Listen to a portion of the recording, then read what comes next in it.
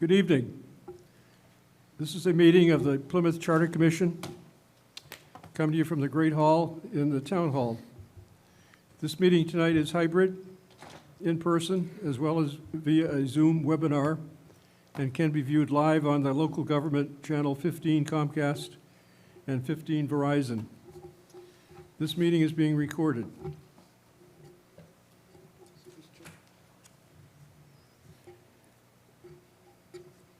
Zoom attendees must register using the Zoom webinar link on the Charter Commission page on the town website.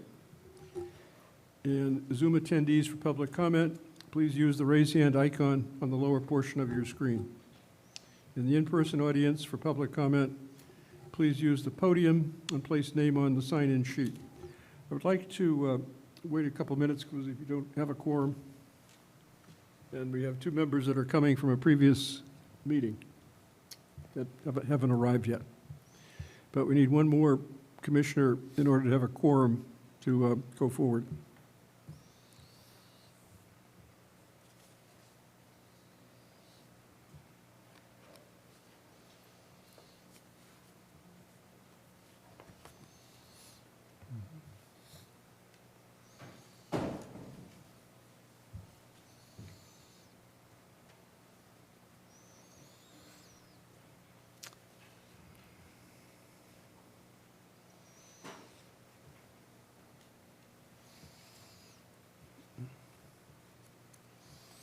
So while we're waiting, may I ask a question or two of the Collins management people which are here by Zoom? I see, is that Patricia Lloyd? Yes, hello. And Libby, you're both here.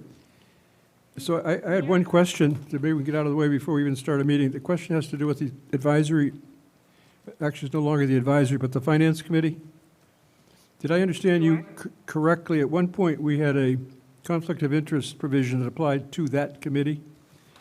Did we decide that that was not necessary because they are already subject to state conflict of interest rules? Was that the conclusion? That was our conclusion at the time that we discussed with you. Yes. So that provision is no longer being recommended, right? That's my understanding of where we stood. Thank you. So we continue to wait for another member of the commission to arrive to constitute a quorum. We do have 5. We have a quorum, we got 5. 5? That's a quorum, right? Okay. We can start. Let's start with the Pledge of Allegiance.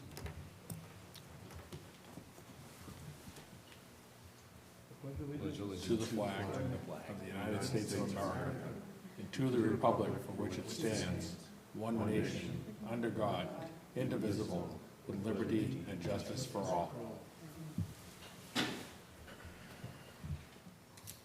So the first subject for tonight's meeting will be the planning section of the charter.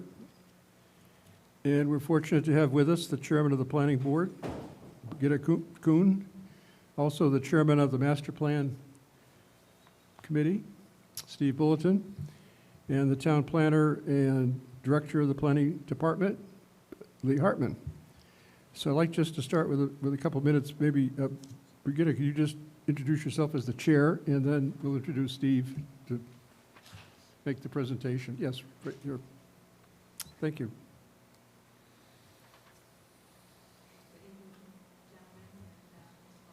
I believe it's on. Oh, there we go. Good evening, gentlemen and Ms. Hall. My name is Brigitte Kuhn, and I'm the chairwoman of the Planning Board, and I'm very happy to be here with you this evening. Thank you.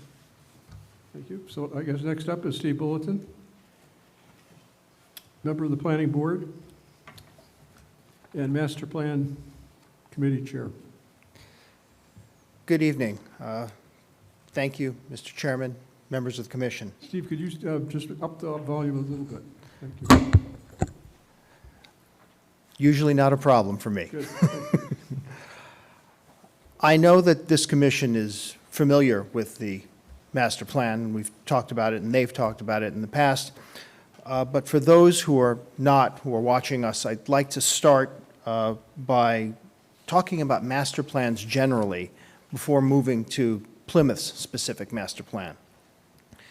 So we'll start with the question, really, what is a master plan? And for those unfamiliar with it, the state law defines it as a statement through texts, maps, illustrations, or other forms of communication that is designed to provide a basis for decision-making regarding the long-term physical development of a municipality. Massachusetts state laws, General Laws, Chapter 41, Section 81D. That talks about master plans. Master plan is mandatory. All municipalities which are required to have a planning board are required to have a master plan. Master plan is, again, a guide for town decision-making. That's its function. It's supposed to serve as a blueprint, if you will, for town representatives. And it's the responsibility of the planning board to manage the master plan process and ultimately approve that document. That falls to the planning board. But it's not the planning board which prepares the document. To some, this sounds a bit like the zoning bylaw, but it's anything but. It's really so much more. In fact, I'm going to be so bold as to state that I believe the master plan is the most important document in town. And I know that's quite a statement being made to the group responsible for assessing our town charter. But let me explain my reasoning. As has been said numerous times, including by this commission, Plymouth has a somewhat poor history of turnout in elections. That's something that I know you've been working on. But as a result, people have argued that decisions made at town elections really don't reflect the will of the people. Not necessarily a fair commentary, but one that is made. The master plan is different. The master plan is based on information provided by the public at multiple forums through multiple means over an extended period of time. So, unlike an election, it's not a snapshot in time. It reflects the long-term thinking of a diverse group of residents, as diverse a group as you're going to find, both geographically as well as demographically. So it's a document identifying the long-term concerns of the residents from all segments of town. So what's required in a master plan? There are 9 items that must be required per state law. I'll go through them very briefly. First, the goals and policies statement. Just as it sounds, it's a statement which identifies the goals and policies of the town for its future growth and development. The land use plan. This has to identify both present land use and designate future locations and the interrelationship of public and private lands. The housing analysis. Existing and forecasted housing needs and objectives are the requirement here. The economic development assessment. This is intended to establish policies and strategies for the economic base and promotion of employment opportunities here in town. The natural and cultural resources overview is both an inventory of the significant natural, cultural, and historic resource areas of the municipality and our policies for preserving and managing those areas. The services and facilities, the open space and recreation summary, again, an inventory of what we existing, as well as the policies and strategies going forward. The services and facilities plan identifies and analyzes existing and forecasted needs for facilities and services by the town. The circulation guidance is a transportation plan. What the town sees as far as its need for residents to get around and to be able to use town facilities. And finally, the implementation program. This is supposed to set forth specific actions necessary to achieve all of the above goals, identifying costs and sources of funding. Now, per the terms of the statute, the statements regarding all of these things come from the public. The actual phrase is an interactive public process.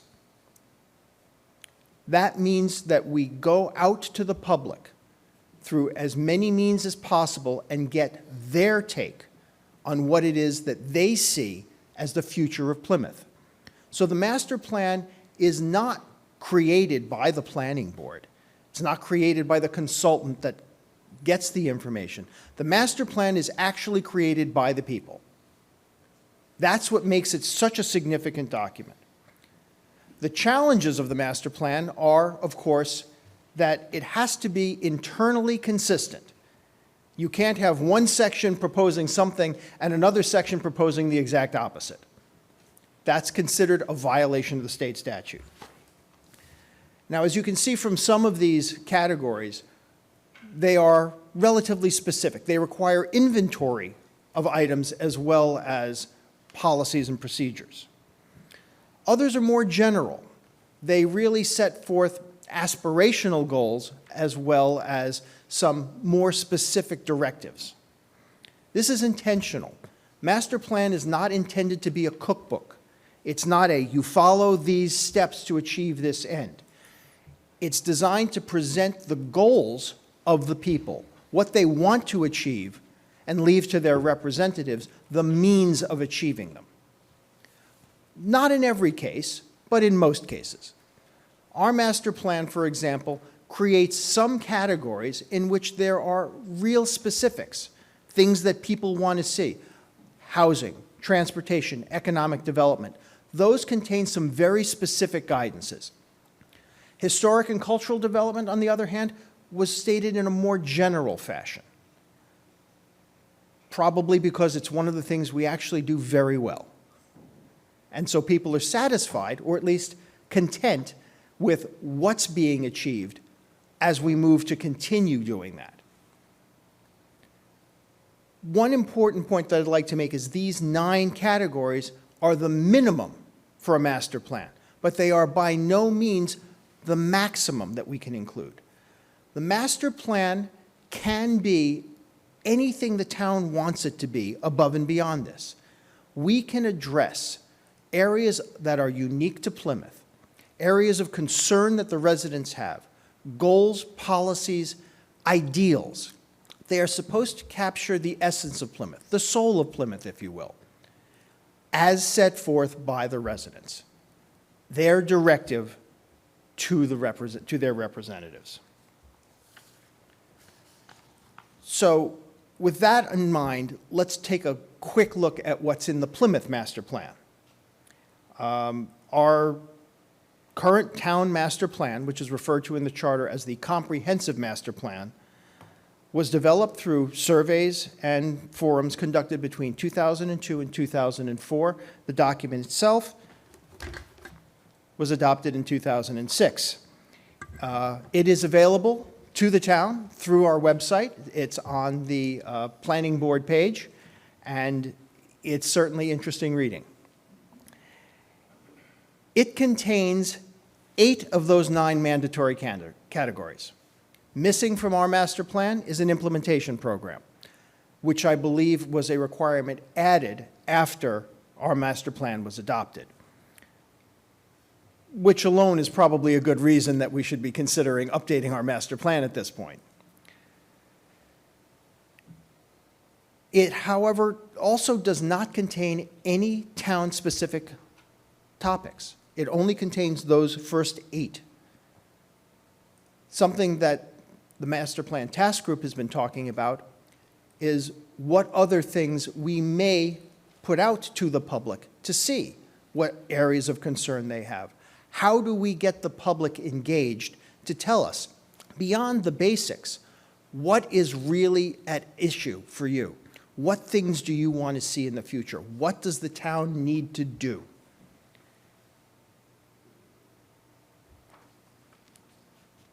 So our master plan goes through the various categories, some with detail, some with just general comment. And again, this is consistent with the state intent of the statute.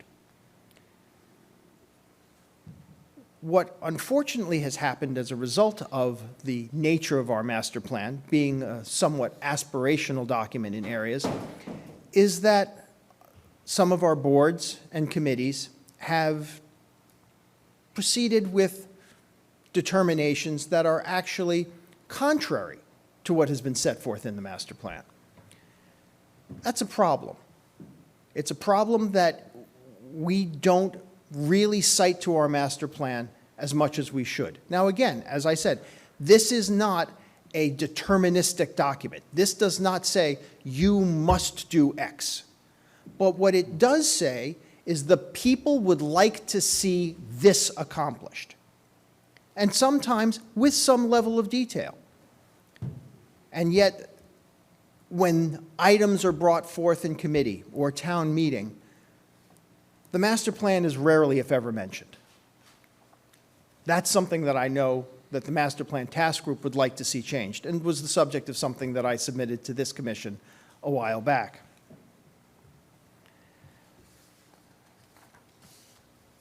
Now, because the master plan is intended to address the changing needs of the town, state law provides for it to be updated. What state law doesn't provide is exactly how and when you update the master plan. That's left to each individual municipality.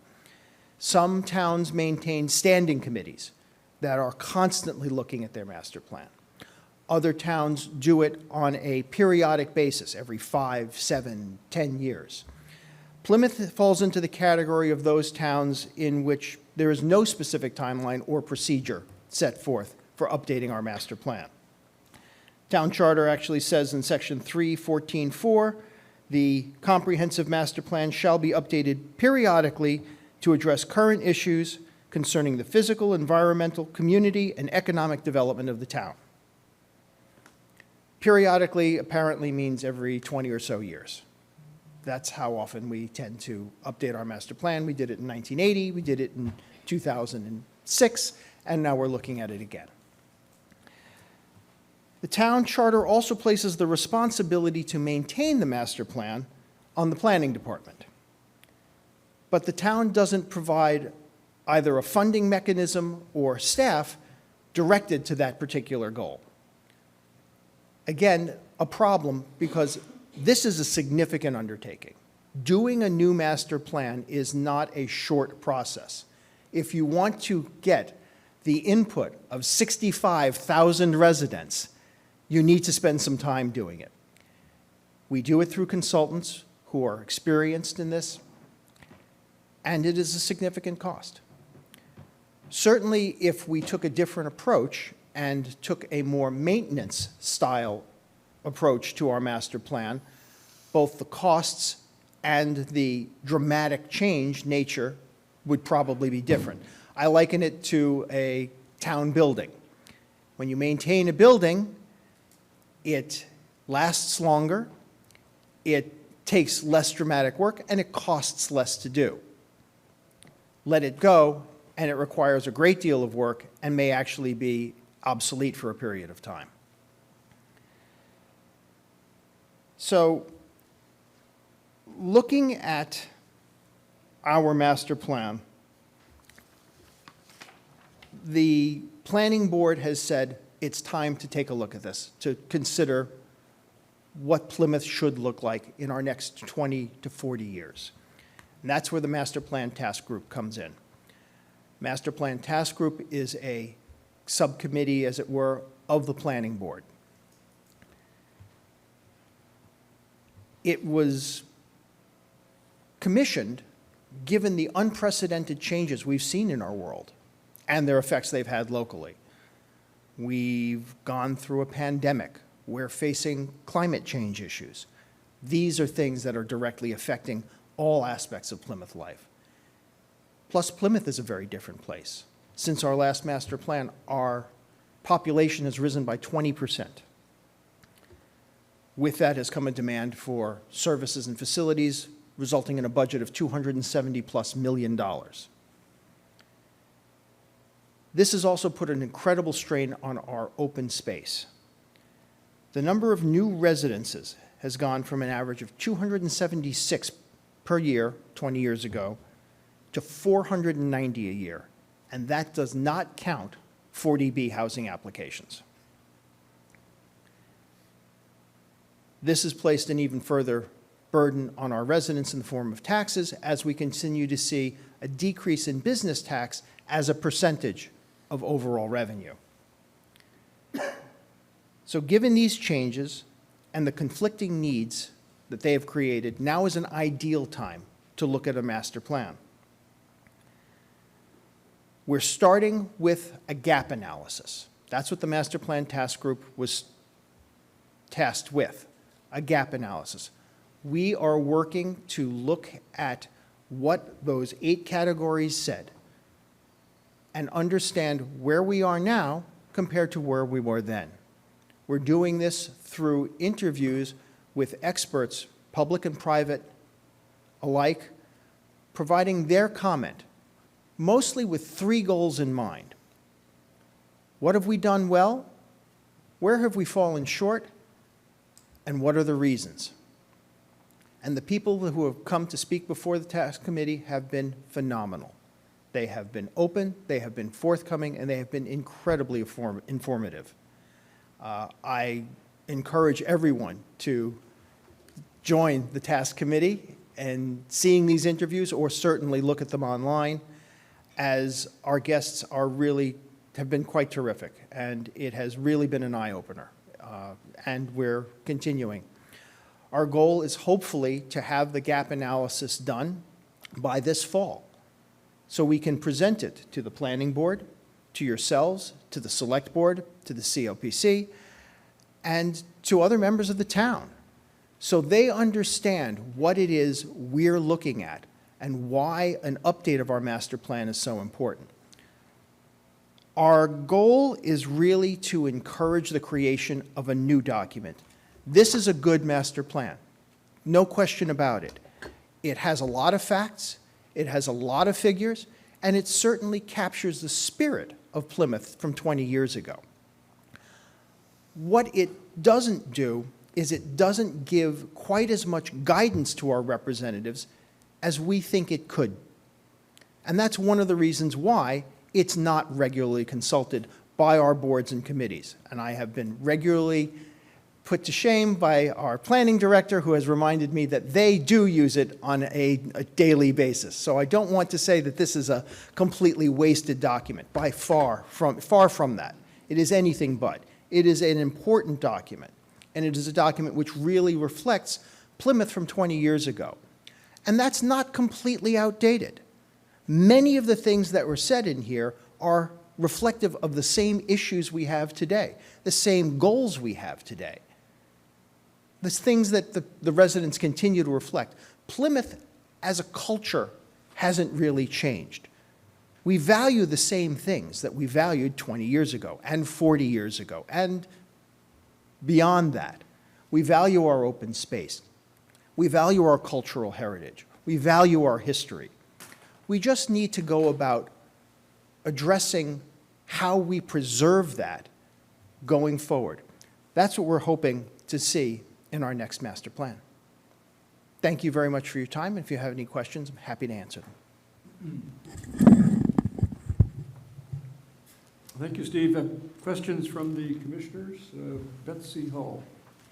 Steve, I was part of the team that created the Open Space Committee plan, on the Open Space Committee that created the Open Space Plan, and I remember it as an enormous amount of work, and we didn't have any outside help, so, and I know the planning department helped us hugely. So I know it's an incredible task. I want to thank you for being willing to shepherd this forward movement, and I love your enthusiasm. What would you recommend, just personally, or perhaps you've talked to your task force, as what should be added to the charter in order to make the master plan more accessible and used by the town? We have discussed this, and we've ultimately come to the feeling that it's not necessarily a charter issue, but perhaps a bylaw issue. The idea being that while it doesn't necessarily say, you must do this, it does say, this is the general thing we would like to see.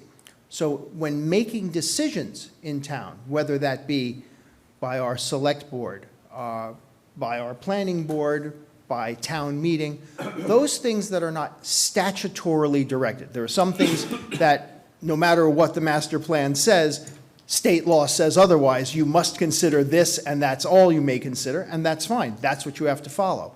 But in those areas where we are setting forth our policies and procedures, so obviously something that would very much be directed towards both the select board and town meeting, we'd like to make sure that at least someone is saying, this is the proposal.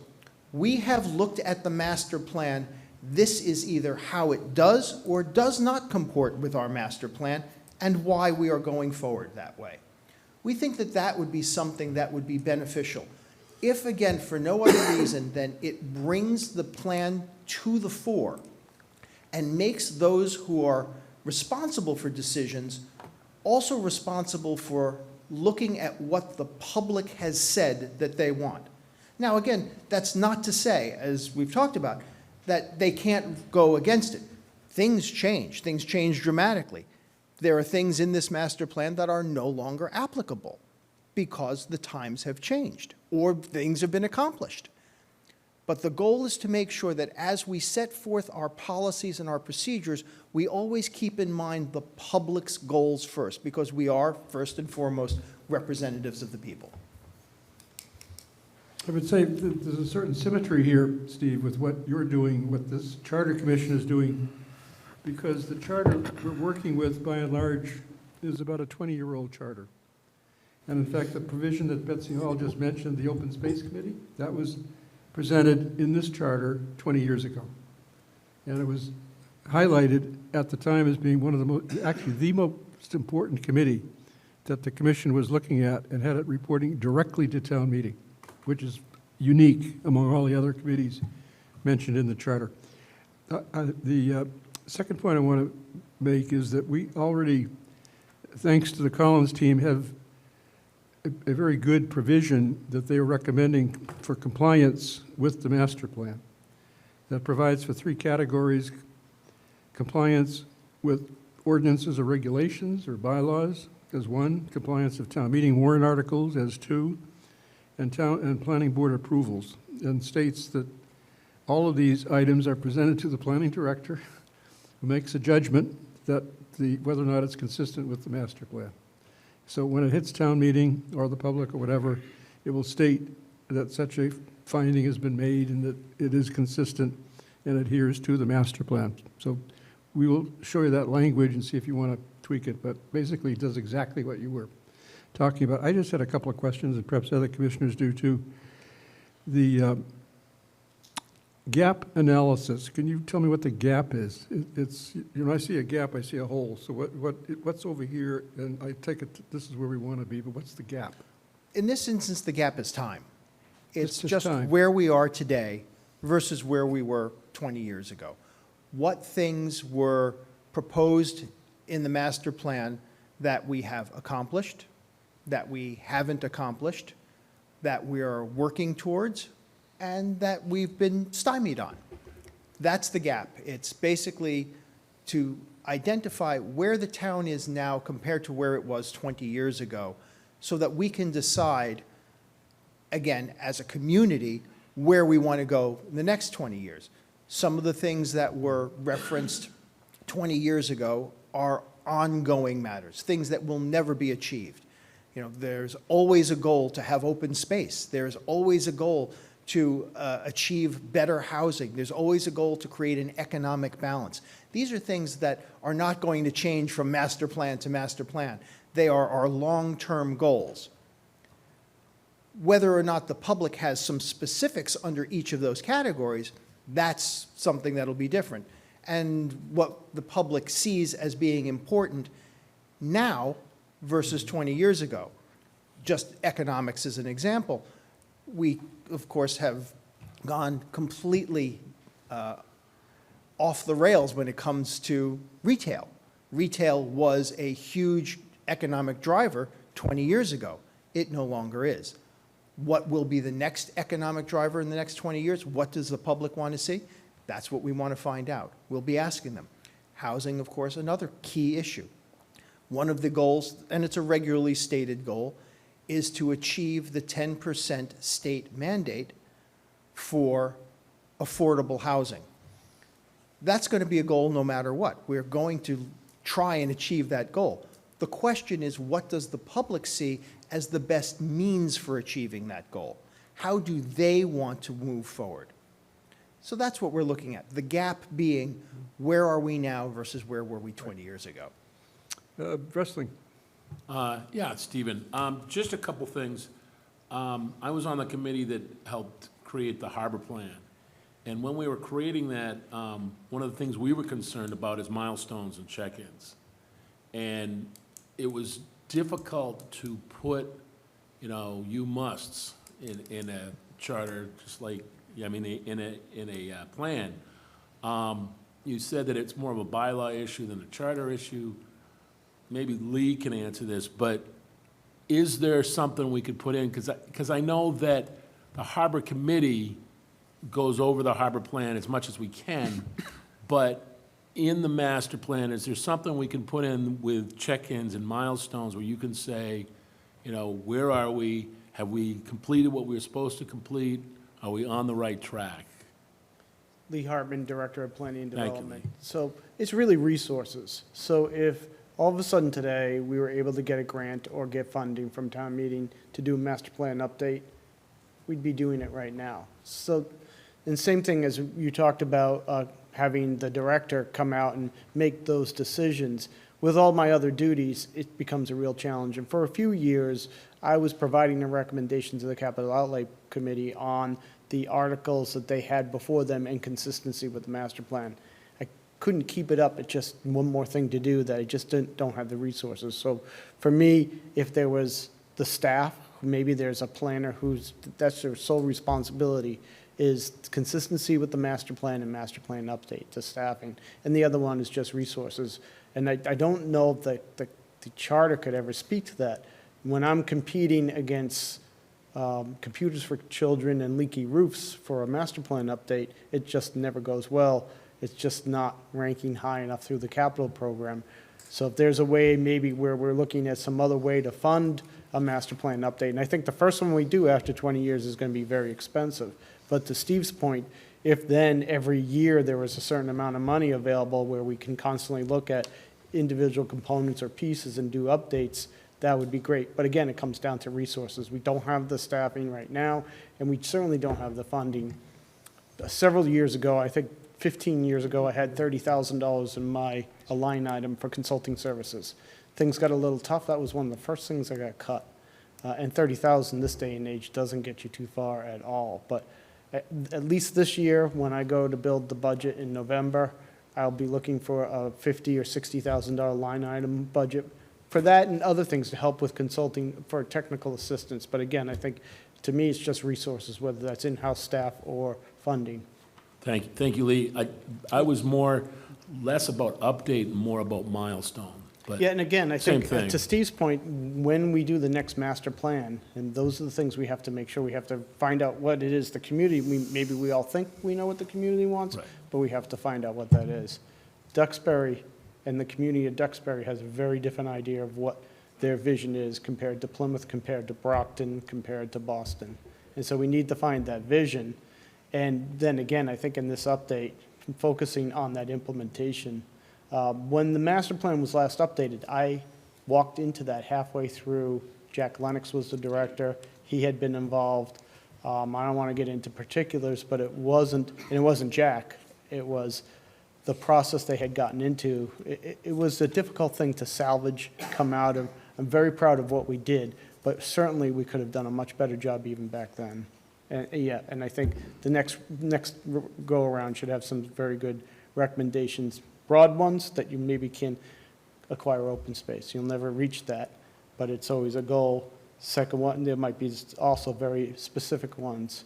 And again, some of those are difficult because if you have one that talks specifically about what the fire department's going to do or what the town should do for road maintenance, It's all subject to funding, it's advisory, and it's only as good as the support you have through the process to then go to the town and town meeting and say, this was a very high on the priority, this needs to be funded. And again, town has to make those decisions if that's something they can live with or not. I think Mr. Pizer, Mr. Cohan, and then Dave. I like the idea of nuts and bolts. I understand it. But having been part of town government pretty intimately for 3 decades, I have to say that planning was never, I never saw that as a priority. Planning board or select board. And while the idea of having a planning document is important, what the Charter Commission, it seems to me, can do is it can make a statement of how important we think planning is. If we can, with your help, if we can make that statement, then when I went to the select board and said, yeah, we really, really need electronic voting equipment, yeah, of course, we do. The ones we have aren't working. We have to get you that because that's a given. And if we say that planning is the central overarching issue for both of our executive agencies, the select board and the planning board, and I hope the school committee as well, but to me, that's what we need to get into the document. And you're right, bylaws, which are not part of our mandate, can take it the rest of the way, and someone can say, okay, you know, there's an expectation that periodically means 10 years, 7 years, 2 years, whatever. But we need the wording to say that what the planning board does, most importantly, is planning, as opposed to accepting, you know, subdivisions. One thought on that area is to look at the alternatives as to how often and how we maintain our master plan. As I said, there are some towns that maintain a standing committee whose responsibility is to constantly be looking at the master plan. That can be something these are things that are included in town and city charters. Or again, to say, we're going to update. Doesn't have to be a new master plan, but we are going to update our master plan every 5 years. And that way, as you say, when you stand before the select board and say, we want your approval to go to town meeting to seek funding for our update on our master plan, the first thing is because it's part of our charter. It is a mandate, it is a requirement. So to your point, Mr. Pizer, stressing the importance of planning as a true function in the town charter, those would be ways to do it, by putting it front and center, by essentially saying, it's so important that we, the Charter Commission, have said it needs to be part of our charter. Yeah, I note that Mr. Pizer mentioned the select board have a responsibility here as well, to put it as a top priority. It's not just the planning board. We're all on the same wavelength. Bill Cohan, did you want to chip in? So a couple things, Steve. The idea of a standing committee, the idea of a possible language in the charter. You mentioned it could all go in the bylaw. Yeah, it could go in the bylaw, but it could also go in the charter. And I think when you get to a level of prominence where we're the fastest growing town in New England and we put on more fire stations and police stations and schools and infrastructure than any other town in the last 30 years in this vicinity, that we have been challenged. This planning process is, like you said, it's one of the most important things that we should be doing because half of Plymouth is left undeveloped and it's going to get developed. And this is the other part of this equation, why we should be investing some sort of budgetary process where every year we're putting money aside for that 5-year plan to be updated, so that we are planning in advance to update our plan, but also have the money, as Lee has pointed out, that we need money to do this, and we can't be stressing out a staff that needs to be planning and development. We need to be updating this thing that they use on a daily basis, and they do use it on a daily basis. And that's why it's important that the planning process comes from the planning department. The thing that I was curious is that a couple of other things that I think, there's two things I want to see in the planning process, and I'm going to, spend some time on this, is the cost of services, the type of zoning that we pursue, and what that brings down on the town in the terms of cost of services.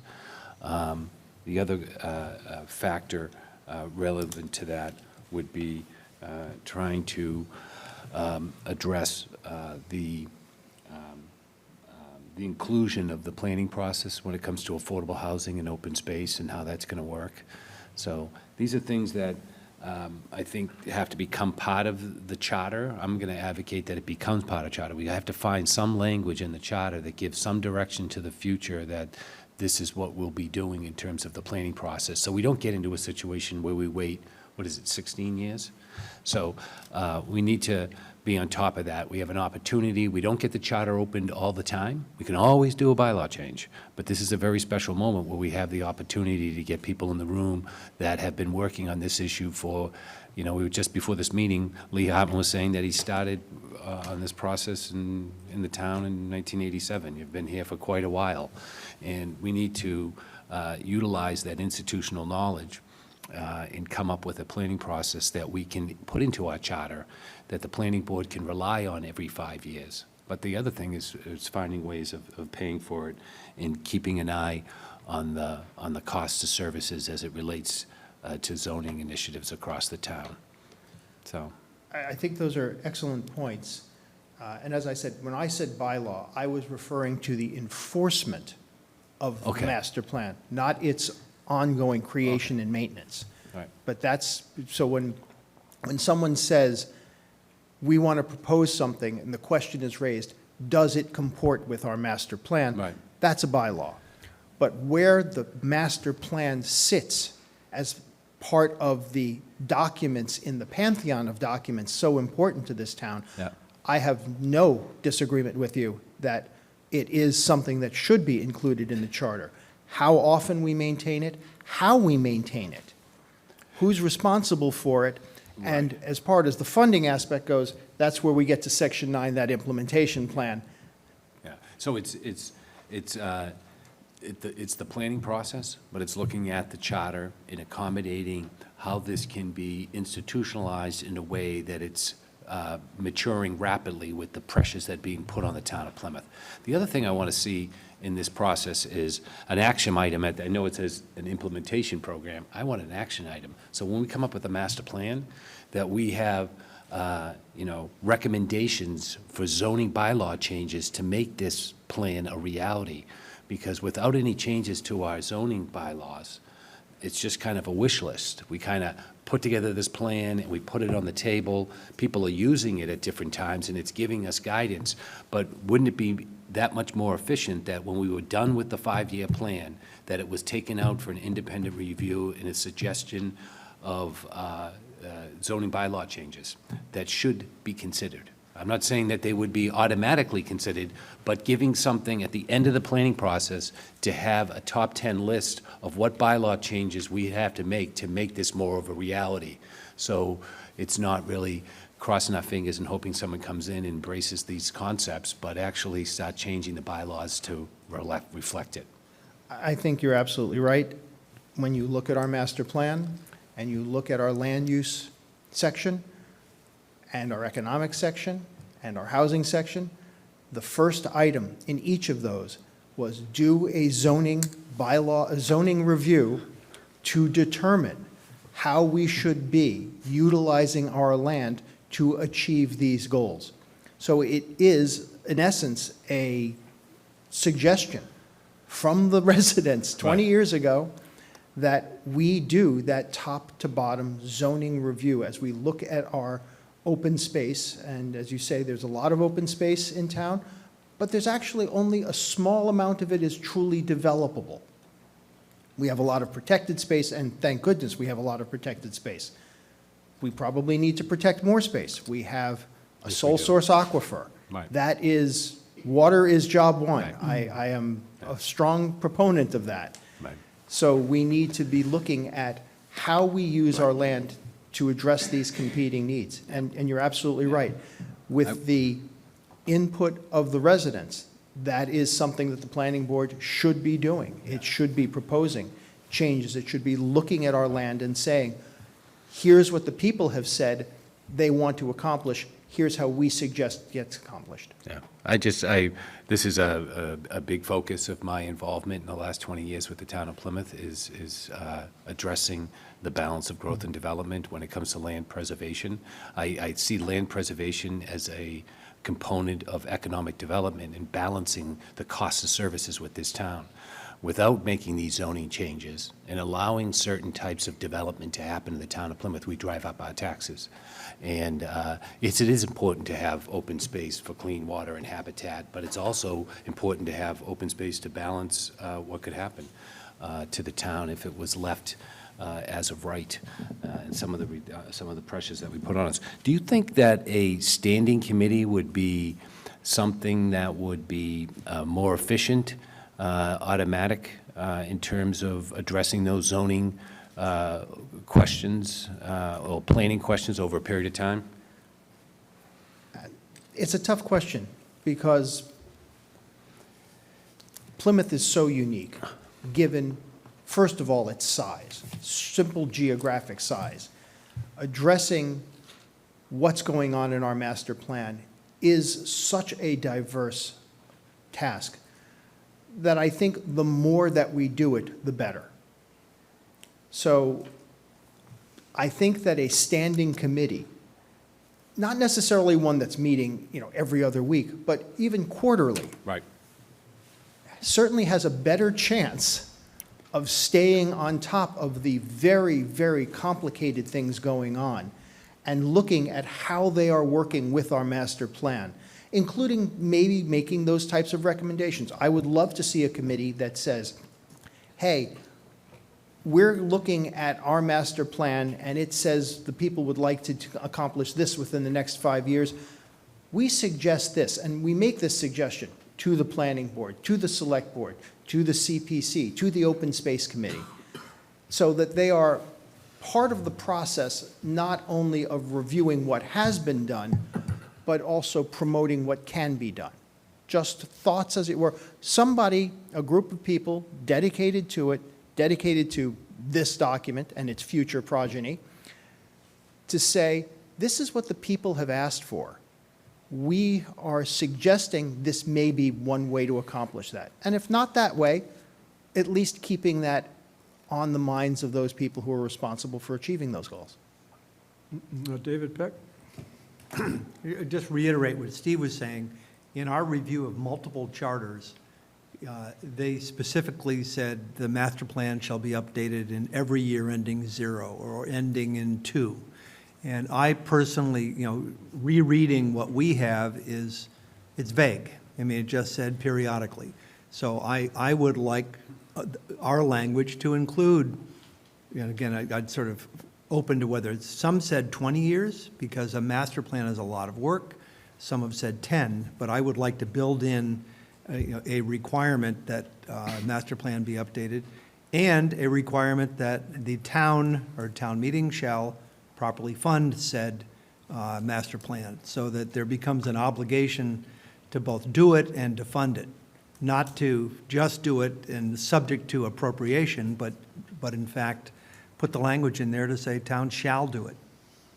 Two things, Dave. What was your time period? Well, again, in reviewing other charters, I've seen reference to 20 years because it's master. Maybe Lee could put this in, I would and say I've heard ideally 10. it's every 5 years. Yeah, and Every it 5 could be years. 5. Because the world changes so rapidly, and 5 years, 5 years ago, who would ever thought of COVID? Who would have, even sustainability was not as much on the radar screen. Yeah, and 5 years. I'm perfect. That's pretty I'm just ambitious, saying, I'm but- saying, let's put in a time frame. And that's usually, when you look at a master plan, there are lofty goals that go out for 20 years, but the time frame typically for an action plan, so there are things that we should do. Always acquire open space. We should protect our aquifer, and those things are out there forever. The action plan you see, the implementation plan is usually a 5-year plan, and really talking about what you do for the next 5 years. So using that, a 5-year cycle would be a way to say, okay, what did we do out of that action plan? And now what's our new action plan for the next 5 years? And maybe it's that simple. You have every 10 years, you have a bigger review, and you have a 5-year action plan, rolling review, and adding to that. My goal is to put numbers, see a number, in our charter. So it will kill me if I would have to keep doing it, but 5 years is, and again, it comes to 5 years. resources. Well, Because it's incredibly ambitious, but. And my other question is, isn't the master planning task force in a way the responsibility of the planning board? I mean, do we need a subcommittee of the planning board to work on that? Or in fact, is that one of the principal responsibilities of planning board? Well, I think it depends, If it's the planning board, if I may, through the chair. You hit the nail on the head, David, because the task force, it's actually a task group, but I think somehow it's morphed into a task force because they really are moving along as if they had lightsabers. It is a subcommittee, and in your charter today, the planning board is actually challenged, and if I could read to you, to form these subcommittees in order to do this. So it's already in the charter, but we just haven't yet incorporated it in the way that we interact with our charter or interact with our master plan. You're talking about number 9, and it hasn't existed yet in our current master plan, and it will be a huge focus in our future. Thank you, Mr. Chairman. And David, I'm not sure it's a good idea to say it's, town meeting shall appropriate, because, basically, we hit that with the priority language for the select board and the planning board, but if we start putting in the charter, things that we put in the charter and we think should be done, but yet they should be appropriated, it seems to me we're suggesting that unless we mention that, perhaps they don't need to be appropriated. Well, the reason I'm mentioning it- It's the town manager's job to get the government functions appropriated at town meeting. Yeah, the reason I was suggesting it is, in our charter, there are requirements that the town manager provides support for different departments, different committees. And so there is an obligation in the charter for the town manager or the select board to support certain activities. So I'm suggesting that perhaps, supporting the master plan is worth putting in there. Yeah, I think the chairman is right that starting to set a precedent where we start dictating this will be done, we'll spend this money, we'll spend that money. I think that limits the future, but we should address language that does accommodate that there'll be support given by the town manager often the board of selectmen and the planning department for this committee to do this work every 5 years. Okay, language matters. Yeah, but, let's as do I say, something like that. There's parallels elsewhere in our charter. Right. Betsy? Yes, thank you. All great ideas from everyone. I'm wondering about the words, language matters, update and review and rewrite. Does update mean review and rewrite, or does update just mean look it over? I mean, how do we want to approach that? it's a good question. The way that update has been used in the past, and that's the way other towns are, an update means you take what you have, you get some new information, and you change what is already there. With respect to what Mr. Hartman said, so much of what is included in the master plan is the long-term policy goals. Those aren't going to change. Those don't need to be updated. The shorter term, typically 5 years, and 5 years, and I apologize to Mr. Hartman for the work that I'm creating for him, but 5 years does make the most sense because it truly is both the limit of what you can reasonably forecast and what you can reasonably achieve based upon immediate goals. The people don't know specifically what they want 10 years out, because 10 years is too far to see. They can say, within the next 5 years, I'd like to see this achieved. You go 10, 15, 20, that becomes more aspirational. So an update would most likely, under those circumstances, mean we're going to look at this, we're going to say, as far as our directly achievable goals, here's the new set that we'd like. This is the 5 years. We'll see what we've accomplished, what we haven't, keep the ones that we haven't, move on to new ones, and at the same time, then look to see, are there any new categories? Are there new things that the people are telling us that they want to see addressed? I am sure in our next master plan, our health policy, the Board of Health and its role and what goes on, is going to be a big concern for a lot of people. One of the things that I have talked about in the past is the fact that now 40% of our residents are 55 and older. 40%. They are seeing health issues differently than we have looked at them in the past. That's going to become part of what they're wanting to see in a charter, as in more the point, in our master plan as to how we want to achieve things for safety's sake. We may be hearing more about remote town meetings and Zoom and hybrid as part of a master plan, as part of our town communications. We will certainly be hearing more about some of the issues associated with providing services to our seniors.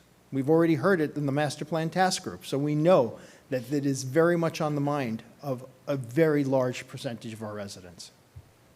May I ask a follow-up question? I just could, as I think about your question too, I almost look at it as two ways.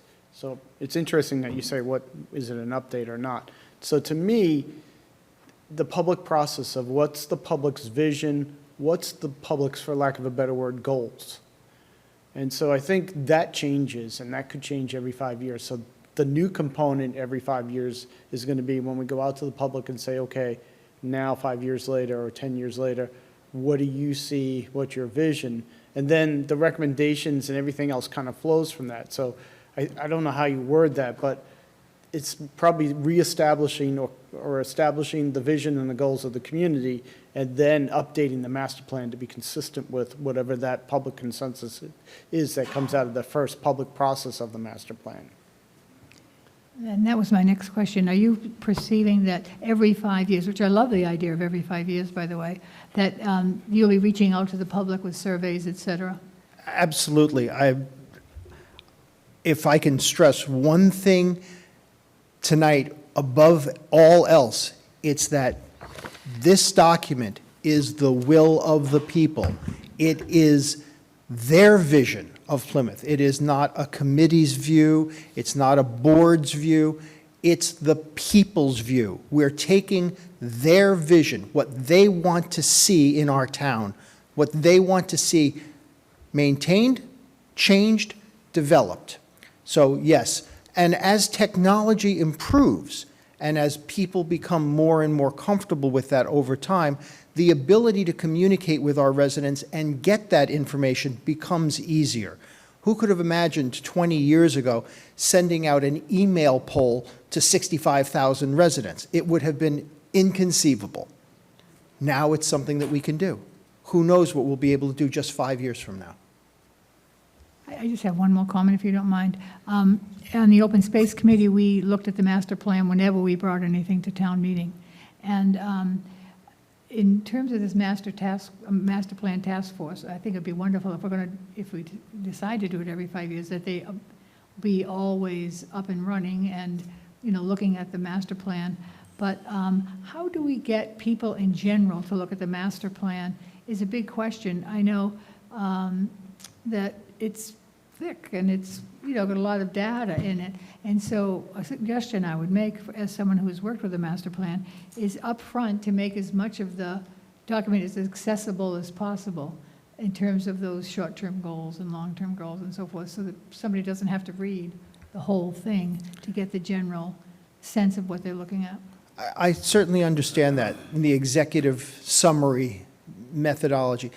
I think over time we've seen communications change generally, and it would certainly be easier to create this document now in a different form, that's one that's more easily digestible, both in paper form and electronically. The ability of somebody to search the document to find references to whether it be open space or recreation or ball fields or wherever, making this a more user-friendly document is certainly a priority, because the most important thing that this document can do is be read and used.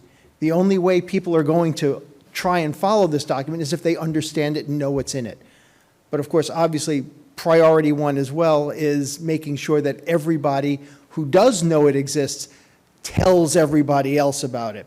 It should be, on the reading list for town meeting members. It should be referenced frequently at commission and board meetings.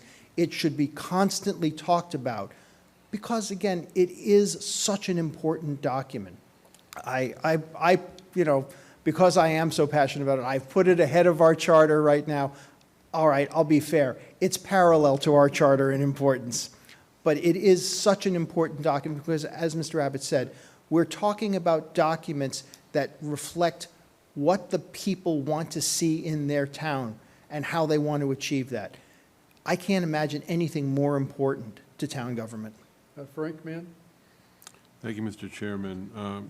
Just speaking of language and speaking of the time frame of when we might update, quote unquote, the master plan, as Mr. Bolton is saying, we're in a new age where data and commentary and other things can be distributed very quickly and understood.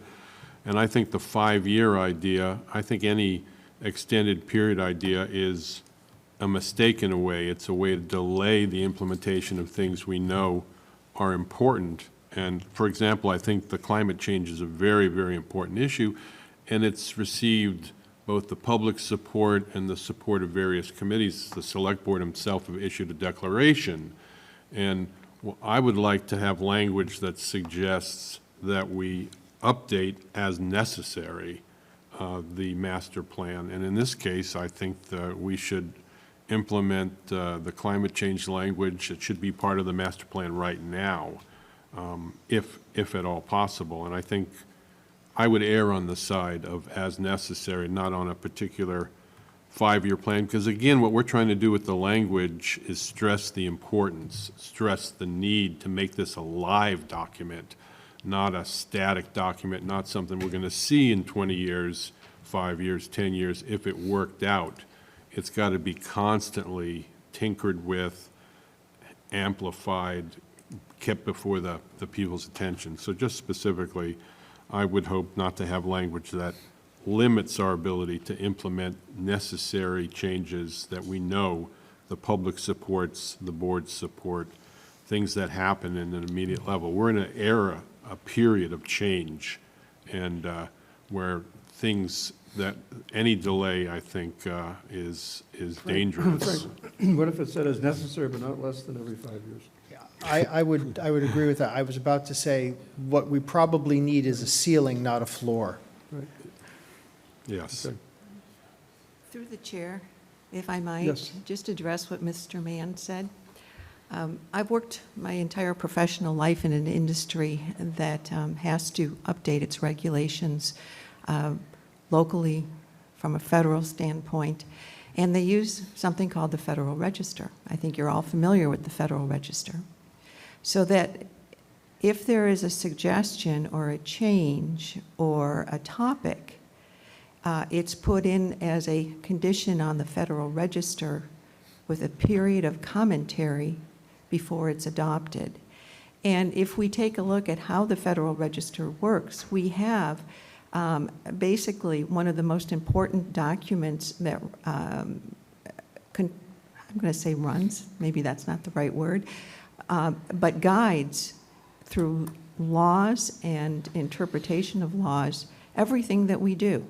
So I'm going to ask this board to maybe take a look, or through the Collins Group, to adopt some of the language from our Federal Register for the updating of our comprehensive master plan.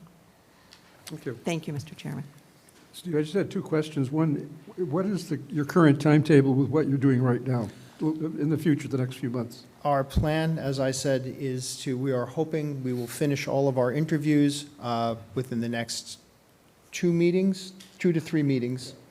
So the next 6 weeks, we will finish all of our interviews. The task group will then proceed to summarize all of that, come up with what we believe to be the best way to present a gap analysis, at which time I and my cohorts at the planning department will work on drafting that document for final approval by the task group. Again, hope to have that by early fall, at which time our goal is to start presenting it to town boards and committees. As I've said, the most important thing about the master plan is making sure everybody knows about it. The most important thing about the gap analysis is making sure everybody knows we need a new master plan. So the process is that you decide at some point that it's done, you, the planning board, and your committee, and then you say, here it is, now, and then you start to roll it out. This is our, this is our gap analysis. This is what we've done. This is what we've seen. This is why we believe it is time for the next master plan to start.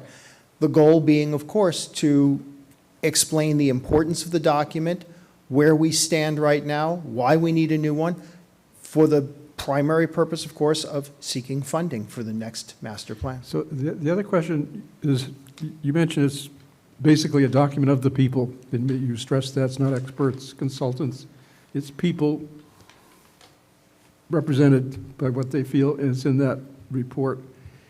That's based on email blasts, or what, because some people are going to ask you, how do we know this is what the people want? So the gap analysis is not that. The gap analysis is really a goal here to try to build Right. consensus. So we've tried before to go to Capitol to seek funding to update the master plan, and we need community support. People need to understand that this is something that needs to be funded. So that's the goal of the gap analysis. The next step after that's done is we need to then put a scope of services together for a consultant and determine how much that's going to cost. And that can always change based on what we get for public review. And so then we would be going at the next available town meeting through Capitol to seek funding to actually hire the consultants we need. Because again, I know, for example, Bill really focused on zoning, but that's just one small part of what a master plan is. And you need people who are experts in public facilities and transportation, land use, cost analysis, all those things that were raised. So yeah, the next step will be a general scope of services for a consultant, and then seeking the funds for that. Beyond that, if your question is, how do we make sure that the master plan that's ultimately prepared reflects the will of the people? The answer is, it's done through a variety of ways. We'll do broad-based town meetings, open meetings for everyone. And again, with hybrid formats now, we're going to be able to incorporate more people. There will be focus groups that are a little more directed. There will be interviews with public officials and business leaders and community activists. There will be surveys sent out, and we can do surveys now, of course, electronically as well as in paper format. So the goal is to spend a period of time, through consultants who will be leading this to help us draft the correct language to get the people's opinions, but there will be multiple forms sent to multiple different groups over a period of time, so that we cover as much of the town as we possibly can, as I said, geographically and demographically. So we get all areas of the town and all levels of the town, from the youngest to the oldest, from the wealthiest to the most needy. Everyone gets a say as best as we possibly can. Thank you. You mentioned one thing. We were discussing the compliance with the master plan. And I just want to be sure that that isn't relegated to a bylaw. I think it's important enough to put, we're suggesting putting right in the charter. The way this process would work to be sure that decisions are adhere to the master plan. I understand that, and since, as I've heard again, wording matters, Right. let me say that I would suggest, rather than compliance with the master plan, consistency with the master plan. That's what you're looking for. You're Well, looking for Do you think that's strong enough determinations. a term, Steve? You know, that's a word I had last week when I was thinking about this, but then it started occurring to me that consistency can be kind of weaselly. But it's so difficult, because unless you have a very specific recommendation, like review the aquifer protection bylaw for an implementation item. So many of the goals are lofty or aspirational. So when I did the review for the Capitol, when I did those reviews, and I said, it's almost impossible to say that it's not consistent, but you want to highlight where it is consistent. I think it's not like an on-off switch that you're going to say, this one is or isn't. It's not that black and white. I think there are degrees of consistency. I think what you can do is stress where it is consistent, and maybe on things that don't have a lot of that, when you look at, say, what Bill does with his analysis of a land for acquisition, where there's a matrix and a series of rankings so that you can say this ranks higher, this ranks lower. I think it's something more like that than it is to say, oh yeah, this article, this proposal by the DPW is inconsistent with the master plan. I mean, there'd be probably very rare occasions where that would actually happen. I think it's more, this is more consistent, or this has a higher ranking. And again, I don't want to maybe do it numerical, but I think trying to say something's inconsistent with the master plan would be probably a difficult thing to say. And again, I think it's always going to be degrees of consistency. Scott? Sorry. The only request I had was recently, and I know in the redevelopment authority, we've been talking about the new requirements by the state for multiple family dwellings as of right within certain distances of the MBTA service areas and all that. And have we considered how the master plan is going to address that or reflect that, or is that something that we're still working on? Well, again, the master plan is the people's view of what they want to see. That doesn't mean that they necessarily get what they want. If the state comes in and says, we need to have a certain percentage of density within a half mile of an MBTA station, or you're not going to get you're not going to be eligible for the following state grants, and that's what the proposed MBTA community regulations say, we as a town will have to make a determination. Do we want to change North Plymouth and its image and its function the same way, or do we want to risk saying, you know, we're not going to do it, and we're going to just bypass those particular grants? I think the problem is that North Plymouth isn't enough. If you actually look at the service area and the requirements and the distances, it comes all the way down into downtown. Oh, yeah, half mile it's the radius that's set. There's also a numerical. Well, the numerical has to be within that half mile.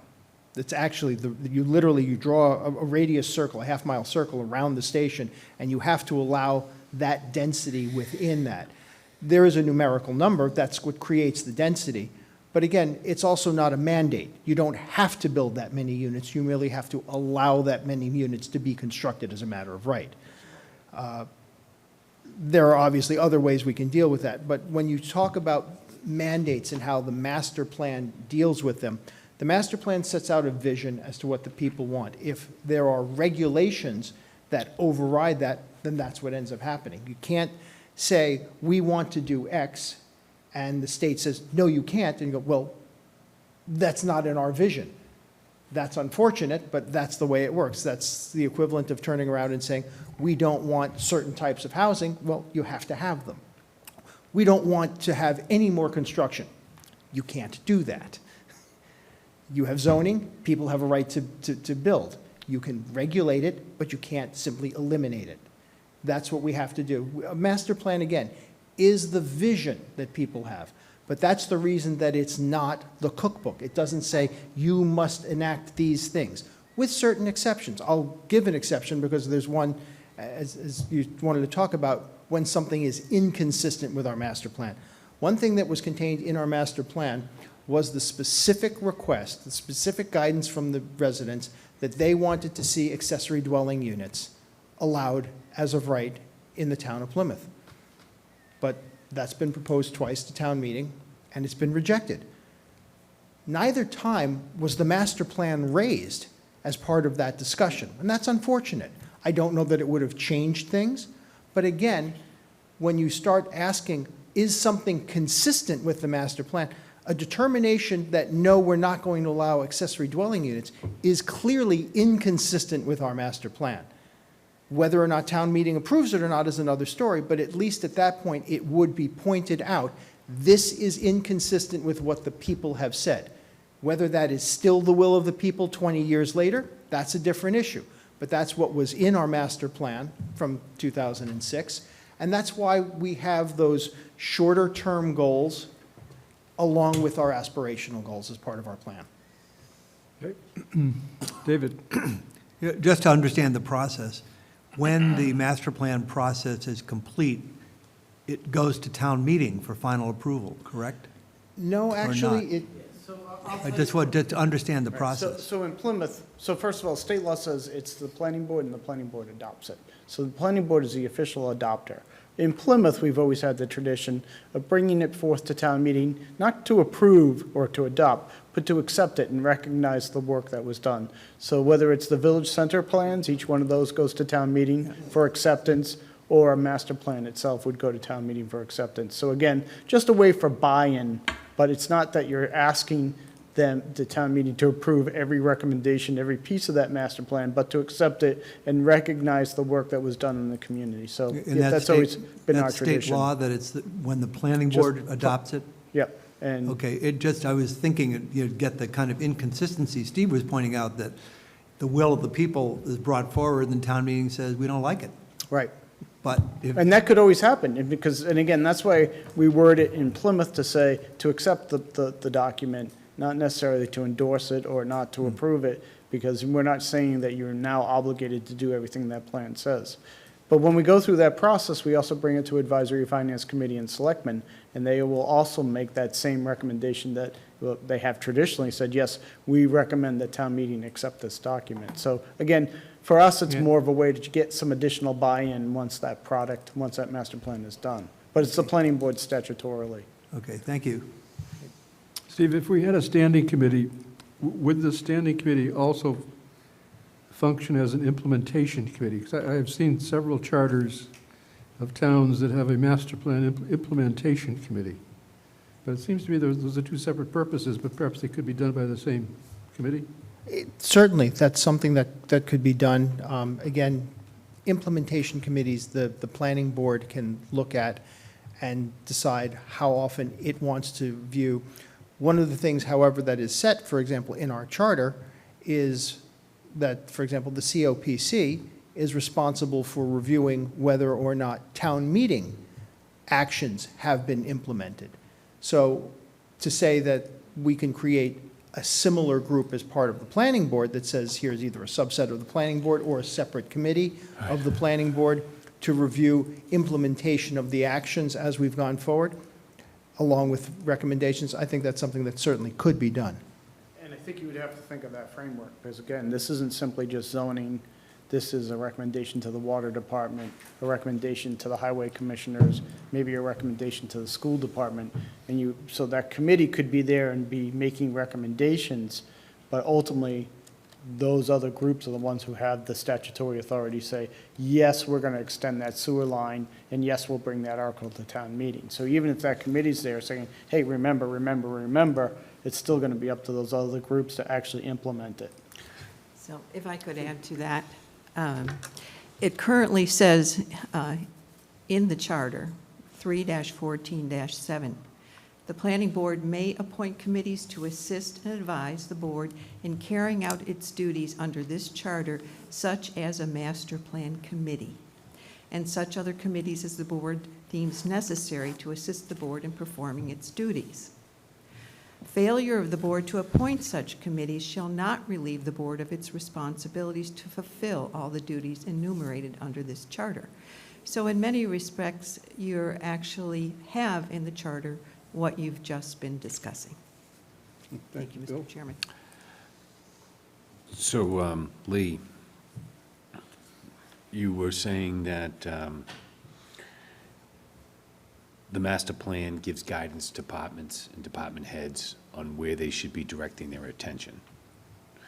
The thing that I'm kind of, and as you mentioned before, I'm kind of interested in this idea of, we come up with a master plan, we're calling for certain events to happen, we know we need to make changes to the bylaw. When the planning process done, your example of accessory dwellings is an example, but when we're done with the planning process, shouldn't, my thought was that, that we require some action items in terms of suggestions of what we could be doing to our bylaw to make these a reality. I just don't want to put language in there saying we should do a planning process, whatever duration that we come up with. But I would like to have this idea of action items when we're done, in a task force implementation community that works on that to make that happen and has that oversight to make sure that these things happen. I think that the planning process should be an ongoing process in that capacity. But the thing is, I don't want to burden a department, I don't want to burden because I always a remind- committee. I'm always nervous about that, like, how do we make that work I efficiently? always remind these people when they say, Yeah. "we should." Yeah, yeah. I always say, "we" means me, and that's okay.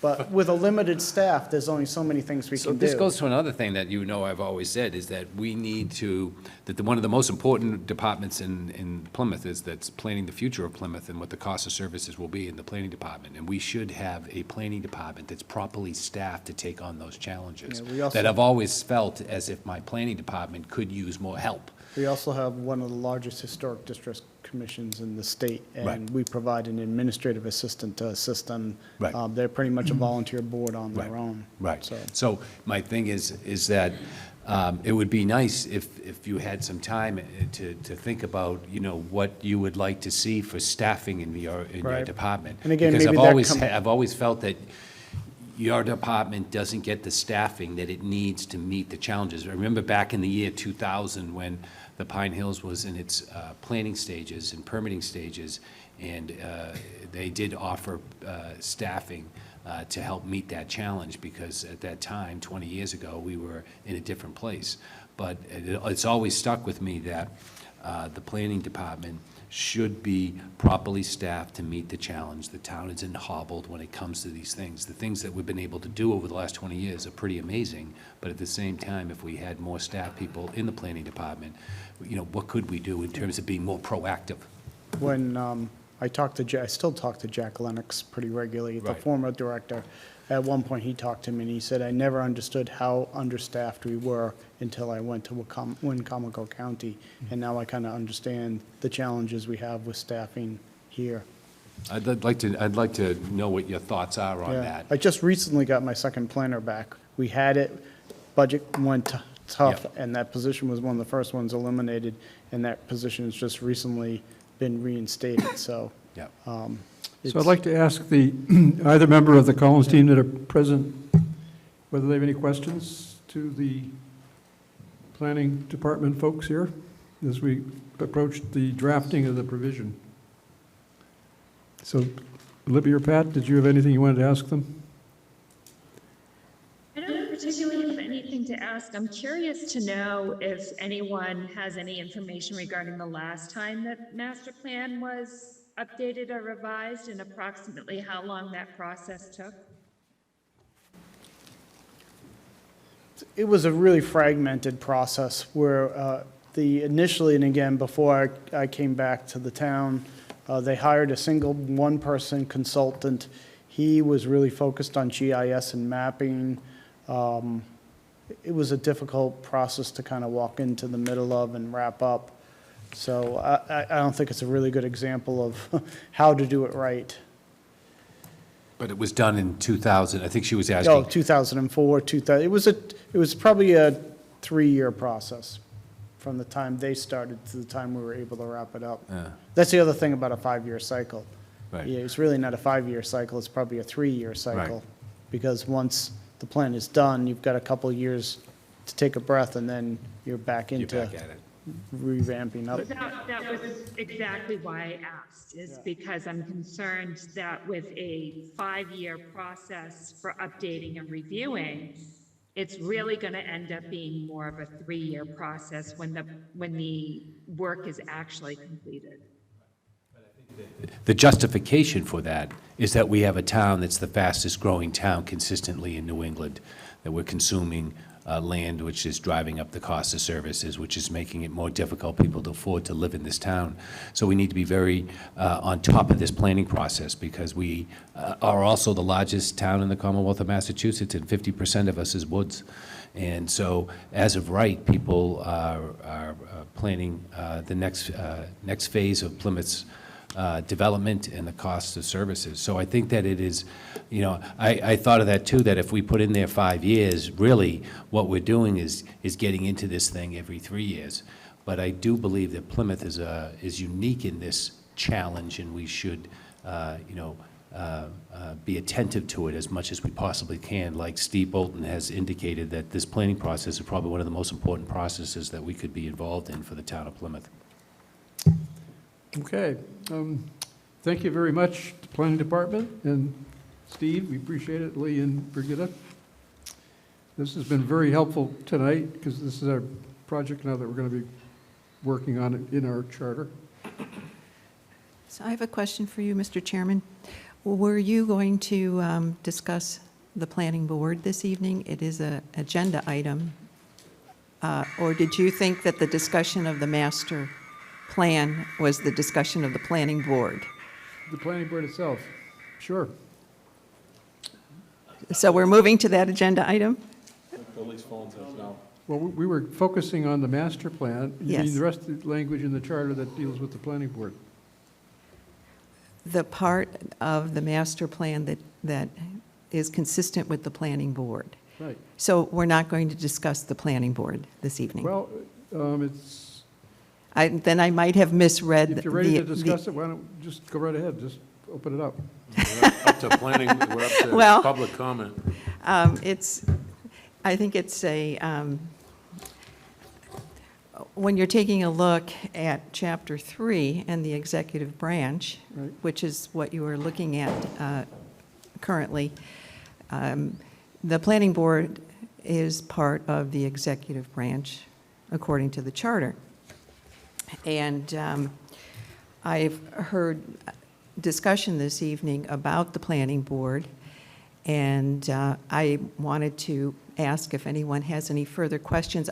I have one, well, maybe two comments about particularly what I read before I got here. So the planning section is, the planning board section is actually not quite as comprehensive as the planning and development, in other words, the town staffed section. But it really is comprehensive in many ways, except for this. And I'm putting it out here. I'm hoping that this is a two-way discussion. What it says here is for the select board, 3-2-1. So this is the first statement in the charter for the select board. And the select board shall be the chief executive body of the town. We've all accepted that. The second sentence is, it shall serve as the goal-setting, long-range planning, and policy-making body of the town. Those are the first two sentences of the executive branch. Actually, Brigitte, that's now been revised. That's the current charter you're reading from, right? Correct. Yeah, we have a new paragraph that's in the current draft of our charter that does revise that language. Okay, before we get Go to the ahead. revision, which I don't know because Okay. I didn't read it or I didn't see it, and then I'm hoping that you can answer my question, because 3-14-3, which is under the planning board, says the planning board shall serve as the long-range planning body of the town. And that says, with respect to the planning of the physical, environmental, community, and economic development of the town, which we're required to do anyway with the master plan. To me, there's some adjudication that needs to happen with those two sentences. So No, I has totally your agree. newly You- written, You actually sent me a page of these, of did. those edits, and that was one of the edits. Yes, there's clearly an inconsistency. Yes. And I think the master plan needs to be mentioned in one or other of those two definitions, but it's our job to square those two sections, you're right. So you will be doing that, because to me, what I'd like to see is that another part of the charter, which actually requires the select board and the planning board to meet, does take into consideration the fact that we should be required to meet on being the long-range planning bodies of the town, so that any time that there is a discussion around a zoning change or something that has to go to town meeting through the warrant, which is the responsibility of our select board, that the planning board actually be a part of crafting what the select board puts on the warrant for planning. If the planning board isn't a part of that, then the responsibilities are, again, not communicated, and either the select board is left high and dry or the planning board is left high and dry. Right.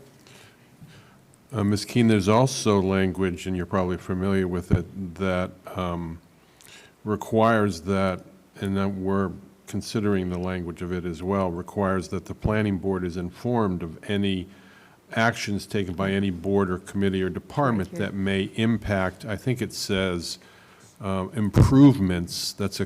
I find that a questionable term, but let's say alterations, major alterations to the physical environment or aspects of the community. Yeah, And dealing with the significant public improvements relating to the physical, environmental, community, or economic development. It's my Economic particular opinion that that language needs to be tightened and strengthened a bit as well, to ensure, as what you're suggesting, that the planning board is engaged and aware of anything that may transpire in other departments that may impact the master plan or significant alterations to the community. Again, just to make the planning board more engaged and more involved in things that it is intended to be involved in, so that we're not coming in after the fact. So there's a lot of areas, and we have yet to address them specifically, that we mean to address in that particular language. And some of it just may be how boards actually interact with each other, because it's difficult enough for a board to interact with its moving parts itself, but interacting with other boards in mutual responsibility sets up actually how we can implement this master plan, because it's all cross-hatched. And I think I've even said to this committee, or this commission early on, that if you take a look at our comprehensive master plan and have the 9 required elements, none of those elements speak to zoning. There is not number 10 that says you'll write in your comprehensive master plan how you're going to zone your town. But almost every single one of those elements leads to zoning. So it's actually the cross-pollination of all of our boards and committees that will bring the success that you're looking for in the planning process. And I don't want to be glib when I say this, but having spent the last, I'll say, quarter of my professional career strategically planning for large health systems to implement new programs, the first thing that always comes to the committees is culture eats strategy for breakfast, Peter Drucker. So the culture is what you're really working on in this commission when you're talking about how we interact in order to plan and how we implement all of this.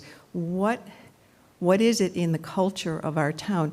I heard from one of the commissioners that the planning board doesn't plan, that we just do the work of the law, of Massachusetts general law. subdivision approvals, recommendations to the ZBA advisory to the building commissioner. But I'd like to push back on that a little bit, because I am not quite sure that we don't plan, and that in the approvals that we make and in the conditions that we set up for the petitioners, that each and every one of those begins to carry through to the point where it will either lead to a bylaw change or an understanding of the board. And that is part of our planning process. But I also want to say that we have planned 2019. And Lee, in 2019, we put together the planning board priorities. And every one of those planning board priorities, for the most part, have been implemented. It was a plan. And how did we do that? We crowdsourced it through public meeting after public meeting. And we put all sorts of tables out, and we gave people the ability to actually tell us what they wanted us to do for the plan. And we have been doing that. You may not know it, but it's on the website, and it's very instructive. And you've been talking about the planning board, the planning department having adequate personnel. It's right there in the plan. Right there in the 2019 plan. Does it need to be updated? Absolutely. So what I'm saying is, I'm not trying to chastise or so, I'm saying that culturally and from a communication standpoint, we may not know what the planning board is doing. And if you tune in every once in a while, or you see, the backhoe coming into your backyard or down the block, you might not think that the planning board is planning or working with a plan.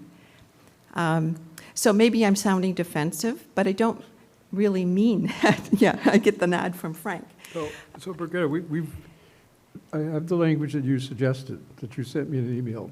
Yes. So if you would like to kindly update that or send me any additional changes that we can consider, I think that's the more efficient way of making these kind of sentence changes in the charter in that section.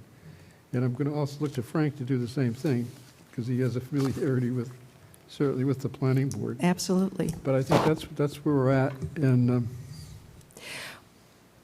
Well, I appreciate you listening. I appreciate. May I ask a question, Bill? Mr. Chairman, may I ask a question? I have had a resident request several times that I bring up the idea that the planning board would it would be of great benefit to the planning board to have 7 members instead of 5 members, because 7 members could divide the labor and research and data and so forth. What do you think about that idea?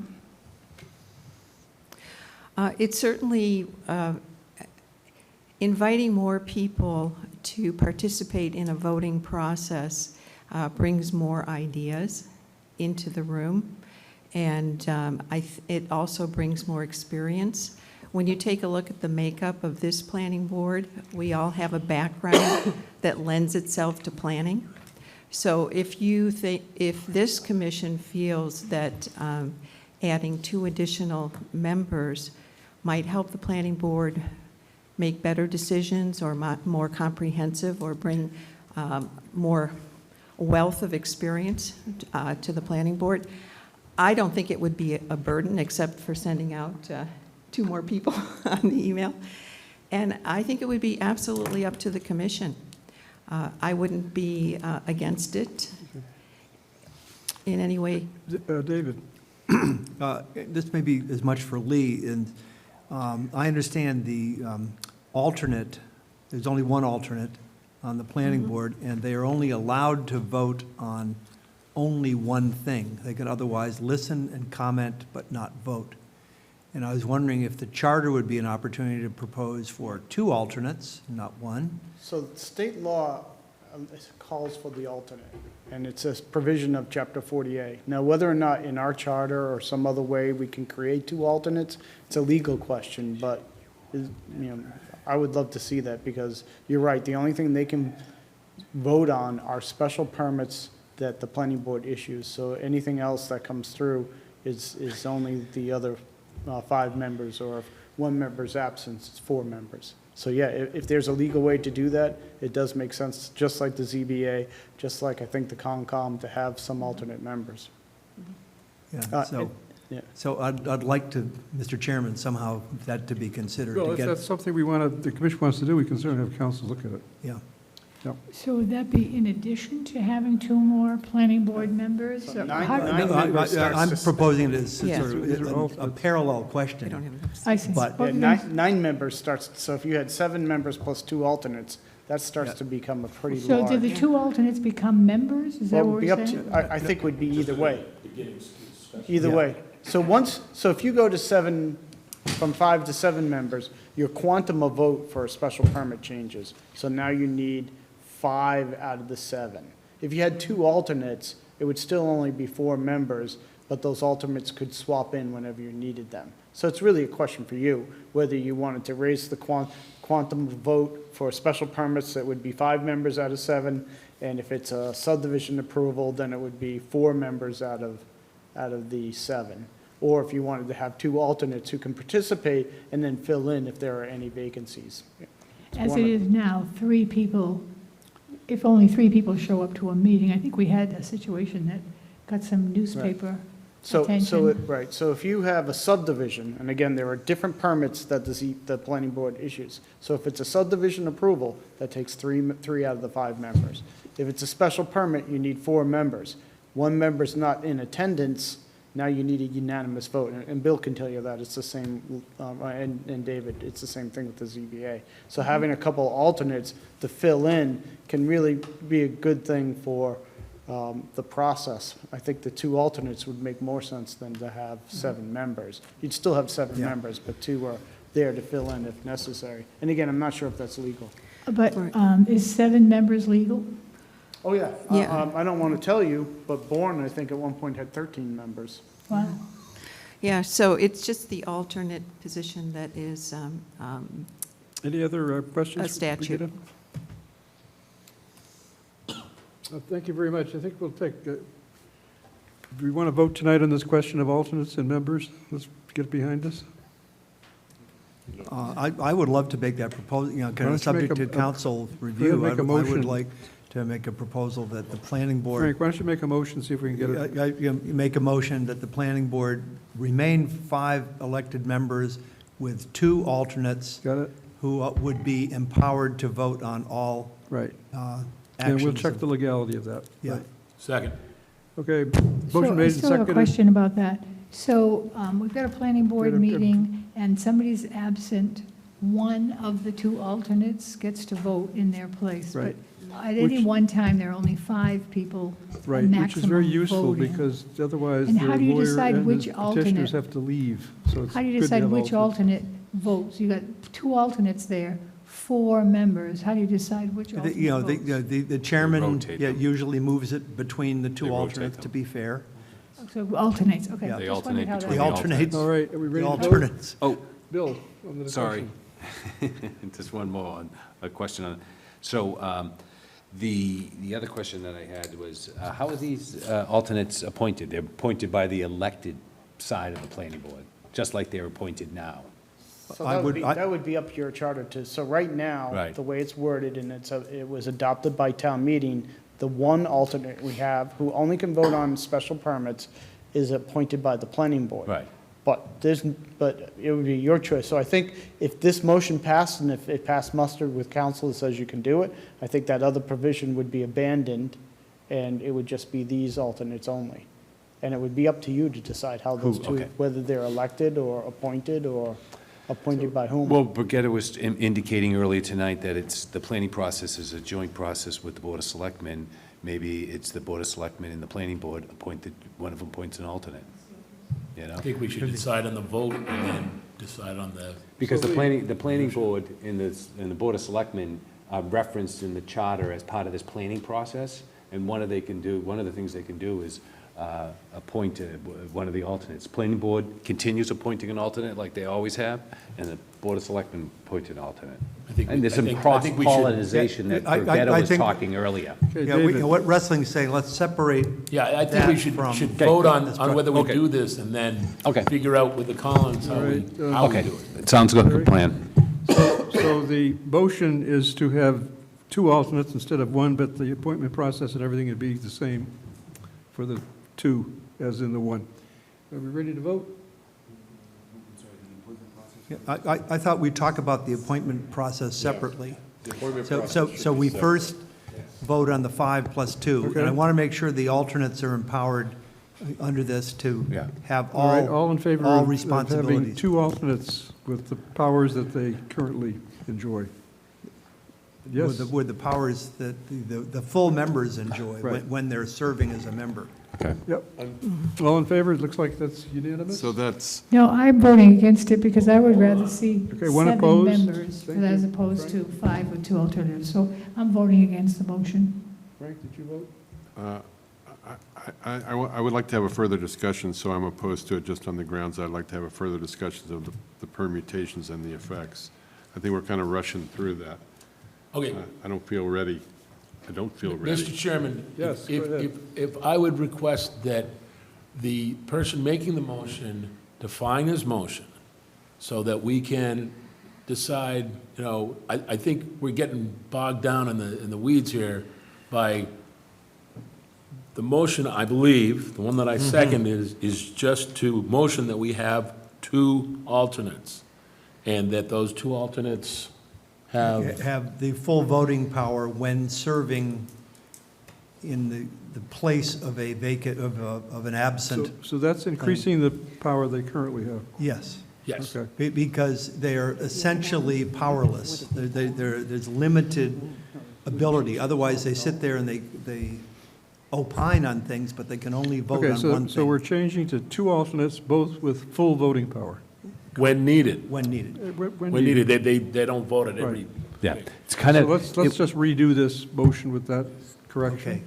So, We ready to vote on it? I just want a discussion on the motion, just to say that what David is recommending is pretty much what the ZBA does. exactly. We're just consistent. This is not something that's radically new or different. It's just what the ZBA does. We have 2 alternates, and we rotate them back and forth, and they have full voting privilege when the person is missing. They're not limited. I understand your reservations, Frank and Betsy, but I've worked on this on the other end of the stick, and it works well for the ZBA. So are we ready? So all in favor of the motion as clarified? 1, 2, 3, 4, 5, 6, 7, 8. So it's 8 to 1. All opposed? So it's 8 to 1. Motion passes. Want to take it any further in terms of the alternates? How No, they're I think appointed? we've,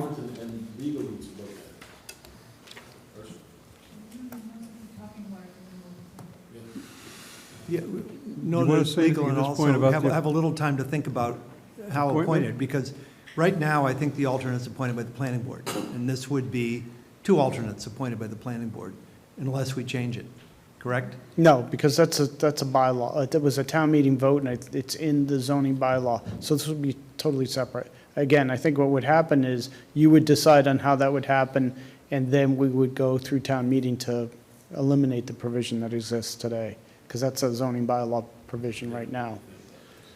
So Lee, you're suggesting we don't need to say anything at this point in the charter about the appointment? No, I think you do. If you want to have 2 alternates who can vote totally in the place of board members in the absence of board members, and again, we'll have to see if that passed legal muster. But if it did, and you have 2 standing alternates like the ZBA who can fill in on any vote, then the provision we have that exists today, we would just go to town meeting and ask to strike that provision out of the zoning bylaw, if this passed. So, Mr. Chairman, I think that personally, I think that we need to find out if legal can do it and think about how to appoint. Okay, that's a good suggestion. Anything The further? select board. If I We could. just had the appointments a week ago. The ZBA alternates, yeah, the ZBA alternates are appointed by the select board. Correct. Okay, thank you. Lee? Just one other thing why I'm here, and I've heard some discussion or reference that this group was talking about different group things that fall under the overall umbrella of planning and development. I think Derek Brandisi, when he was here, had a good point that the charter probably shouldn't be so focused on staff as much as it is on the overall process. But just as you understand, we have very limited contact with the actual zoning board. I did a lot during COVID, but that was just to run their Zooms. Limited actions with the Historic District Commission. These groups are all pretty independent. As you think of planning and development, the main process and the main reason for the department is, first of all, the hierarchy where staff kind of goes up, where you have a town manager, you have department heads, and then you have staff who reports directly to somebody. There was a time not long ago where you would have independent people out there reporting to nobody from a staff standpoint. So again, I'm not too sure that's so important for the charter, but as you look at my department, I think it's very important to look that these groups are all, they have some roles for other things, but they're mainly permitting agencies: Conservation Commission, Historic District Commission, Zoning Board, Planning Board. So I think the benefit and the reason why the department was put together the way it is that it really is, except for building, the umbrella of all these various groups that do permitting. And to have that staff in one place so that we can coordinate and be aware that, oh, this is going to historic, it also needs Concom approval and planning approval, that's all under one umbrella. But again, the actual functions of Open Space Committee, which actually isn't under us, but we serve as their support, Historic District Commission, Conservation, those are all very, very independent. It's really just a function of how you manage staff. And I think it works well. I just wanted to make that point. Okay. And I'd like to make one more point. When I was the chair of the Board of Health, I proposed a charter change that was accepted by town meeting. But before it came to town meeting, what we added to the Board of Health was an alternate. And when I had originally written the language, I said that the alternate was appointed by the Board of Health. And that language was stricken because the Board of Health is an appointed committee, just like the ZBA. And therefore, the appointing authority would be an elected committee. Now, the Planning Board is an elected committee, and therefore might retain the ability to appoint. I wanted to let you know that. All right. We're going to take up the appointing process. I've taken it at a different time. Michelle, was there anybody patiently standing by for public comment? Okay. We lost all our Zoom attendees. There's nobody on Zoom. Okay. They left. They all left. As a lead? We're going so late. Good evening. There we go. Good, yeah. Good evening. My name is Belinda Brewster. Most of you know me. I am a Precinct 15 town meeting member as of the recent census. I am also a former selectman for the town of Plymouth. And in full disclosure, I am the wife of Charter Commission member Wrestling Brewster. Tonight, I'd like to speak to the issue of conflict of interest for town meeting members when voting, and to the discussion of whether town employees should be town meeting members. I know this is a delicate issue, but I feel that I would like to give my opinion on it, as it's been a very important one of mine for a long time. I do believe the commission would not even be discussing whether town meeting members can run for town meeting if it wasn't for the fact that town employees and their spouses, who are also town meeting members, consistently vote for the funding and approval of their own contracts, pay raises, and benefits, which I believe is a clear violation of our town charter, Chapter 2, Section 10, paragraphs 1 and 2. I won't bother reading them, the pertinent sections, as I'm sure you're familiar with it. But I do think the charter is very clear of who and who should not be voting on financial matters directly benefiting a town meeting member. Yet town employees and their spouses disregard Section 10. Co-president and longtime town meeting member Dale Weber and other union leaders who are also town meeting members cite an 8-year-old letter he received from David Wilson in 2014 was the legal division deputy chief, and as Mr. Weber claims is now the executive director, although Mr. Weber has not produced any recent letters from Mr. Wilson on this issue. So his old letter states that municipal employees are exempt from the state conflict of interest law, but no mention is made in that 8-year-old letter of their spouses being exempt, so I would assume they are not. Attorney Richard Serkey has already spoken eloquently and I believe authoritatively to this commission on this matter. But I would mention, as I know Mr. Serkey did, that the union leadership in Plymouth ignores the last paragraph of Mr. Wilson's 2014 letter, which clearly states that the state's conflict of interest law does not prevent the head of a municipal agency from establishing greater restrictions on the employees than those imposed by the state's conflict law.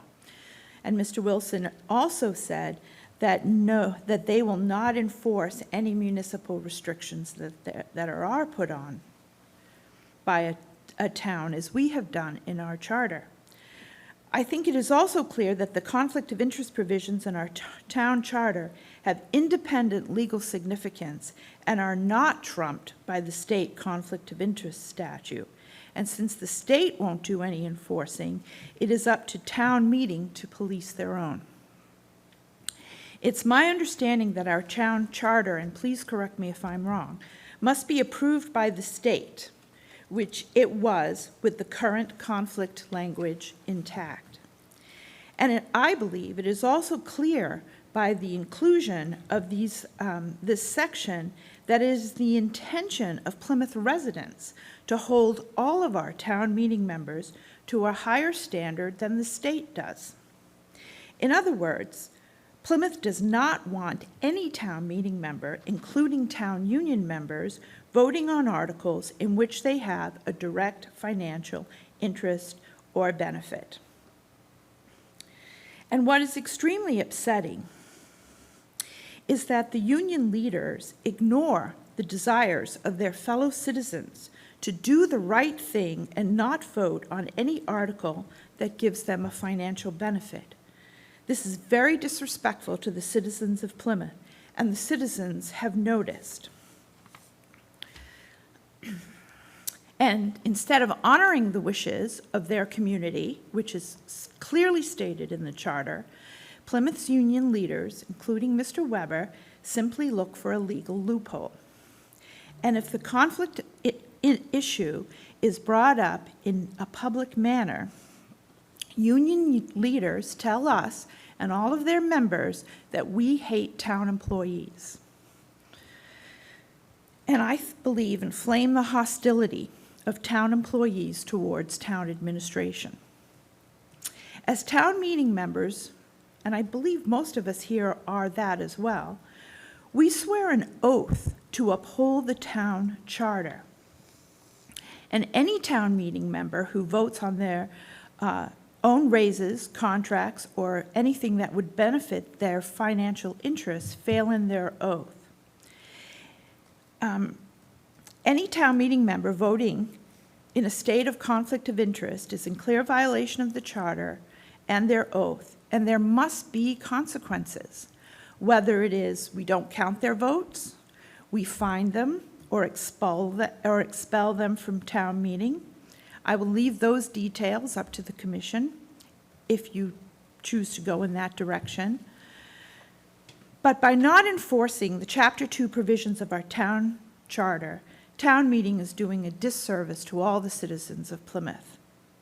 And I do hope that this commission will address this issue of enforcement for those town meetings who break faith with their fellow citizens and vote in their own financial interests. If we wish to be a body of integrity, honesty, and openness, then we must take the conflict of interest provision seriously or get rid of it, because it's making a mockery of town meeting. With all that being said, I do believe that town employees should be allowed to run for town meeting if they are willing to uphold every provision of our town charter, as I would require of any town meeting member. I have known Mr. Cirque and Mr. Abbott to recuse themselves, citing their conflict of interest on issues that have come before the town meeting. There was a mention that, oh, we have, businessmen in town. I've never known any businessman, except one, I will say, that flouted the conflict of interest law. It really does seem to be an issue with the union members who choose to be town meeting members. But I do think they have every right to run if they will uphold every provision of our town charter. But I would like to ask that you seriously consider that Plymouth's union leadership, and that would be any union office holder, not be allowed to serve as a town meeting member. And many union leaders currently do. The union leader's first priority is to its union members, and rightly so. But, on the other hand, their first priority is not to town meeting members, and not to town meeting, and not to the citizens of Plymouth. There is a clear conflict of interest with union leadership. For instance, the union leadership is involved in the collective bargaining of pretty much every aspect of their employment. And as a former selectman, I can tell you that that process can get quite adversarial. Unfortunately, these negotiations are conducted in absolute secrecy, away from any transparency of town meeting members and the citizens of Plymouth. Then after months and sometimes years of secret negotiations, these decisions are announced to the public as pretty much a fait accompli. Yet the union leadership, who are town meeting members, know every single detail of these negotiations and communicate these details to their union members during the entire process.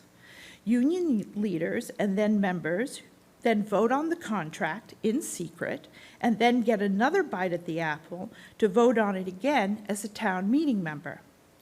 Yet non-union town meeting members have no opportunity to negotiate, offer input, or ideas into this process, which is the vast bulk of our tax-funded budget. And I believe that that process is probably beyond the scope of this commission, but I did want to bring it up to show the conflict of union leaders being town meeting members. Personally, I believe union negotiations should be held on PAC TV for greater transparency to the public, and what an eye-opener that would be for the citizens of Plymouth. But I believe union leadership depends on that secrecy. And this secrecy puts non-union town meeting members at a distinct disadvantage. And I would like to also briefly mention that union contracts should not be dropped on town meeting members to vote on the night before or the morning of town meeting. Again, this puts non-union town meeting members at a severe disadvantage with no time to read or discuss or process the contract. And never have I ever known town meeting to postpone a vote on a union contract because town meeting members haven't had a chance to read it. And again, union leadership uses the legal loophole of saying the state allows for this process. But regardless, consideration should be made to their fellow town meetings and to the citizens of Plymouth for ample opportunity to read and understand the contracts. That currently does not happen, or very rarely. Because union leadership holds too much power over the budget in the town of Plymouth, too much power over their union members by instructing them how to vote and who to vote for. For example, every member of our current board is or has been endorsed by the union leadership who believes they own their vote. It's time to further abolish the union leadership's clear-cut conflict of interest by not allowing them to serve in town meeting. And may I assure you, you won't be denying anyone their constitutional right to serve as a town meeting member by placing a restriction on the union leadership, as the firefighters union president claimed while talking to you at the last meeting. There is no constitutional right to be a town meeting member. And the U.S. Constitution, the state constitution, and our own town charter places restrictions on who can serve. And finally, I would also like you as the commission, if it is within your purview, to consider making the town clerk position a non-union position. Since the union leadership does endorse candidates at all levels, the perception of conflict is too great when the town clerk is responsible for counting the votes, is also a union member, and in some cases, president of their union. Thank you. Thank you very much for your statement.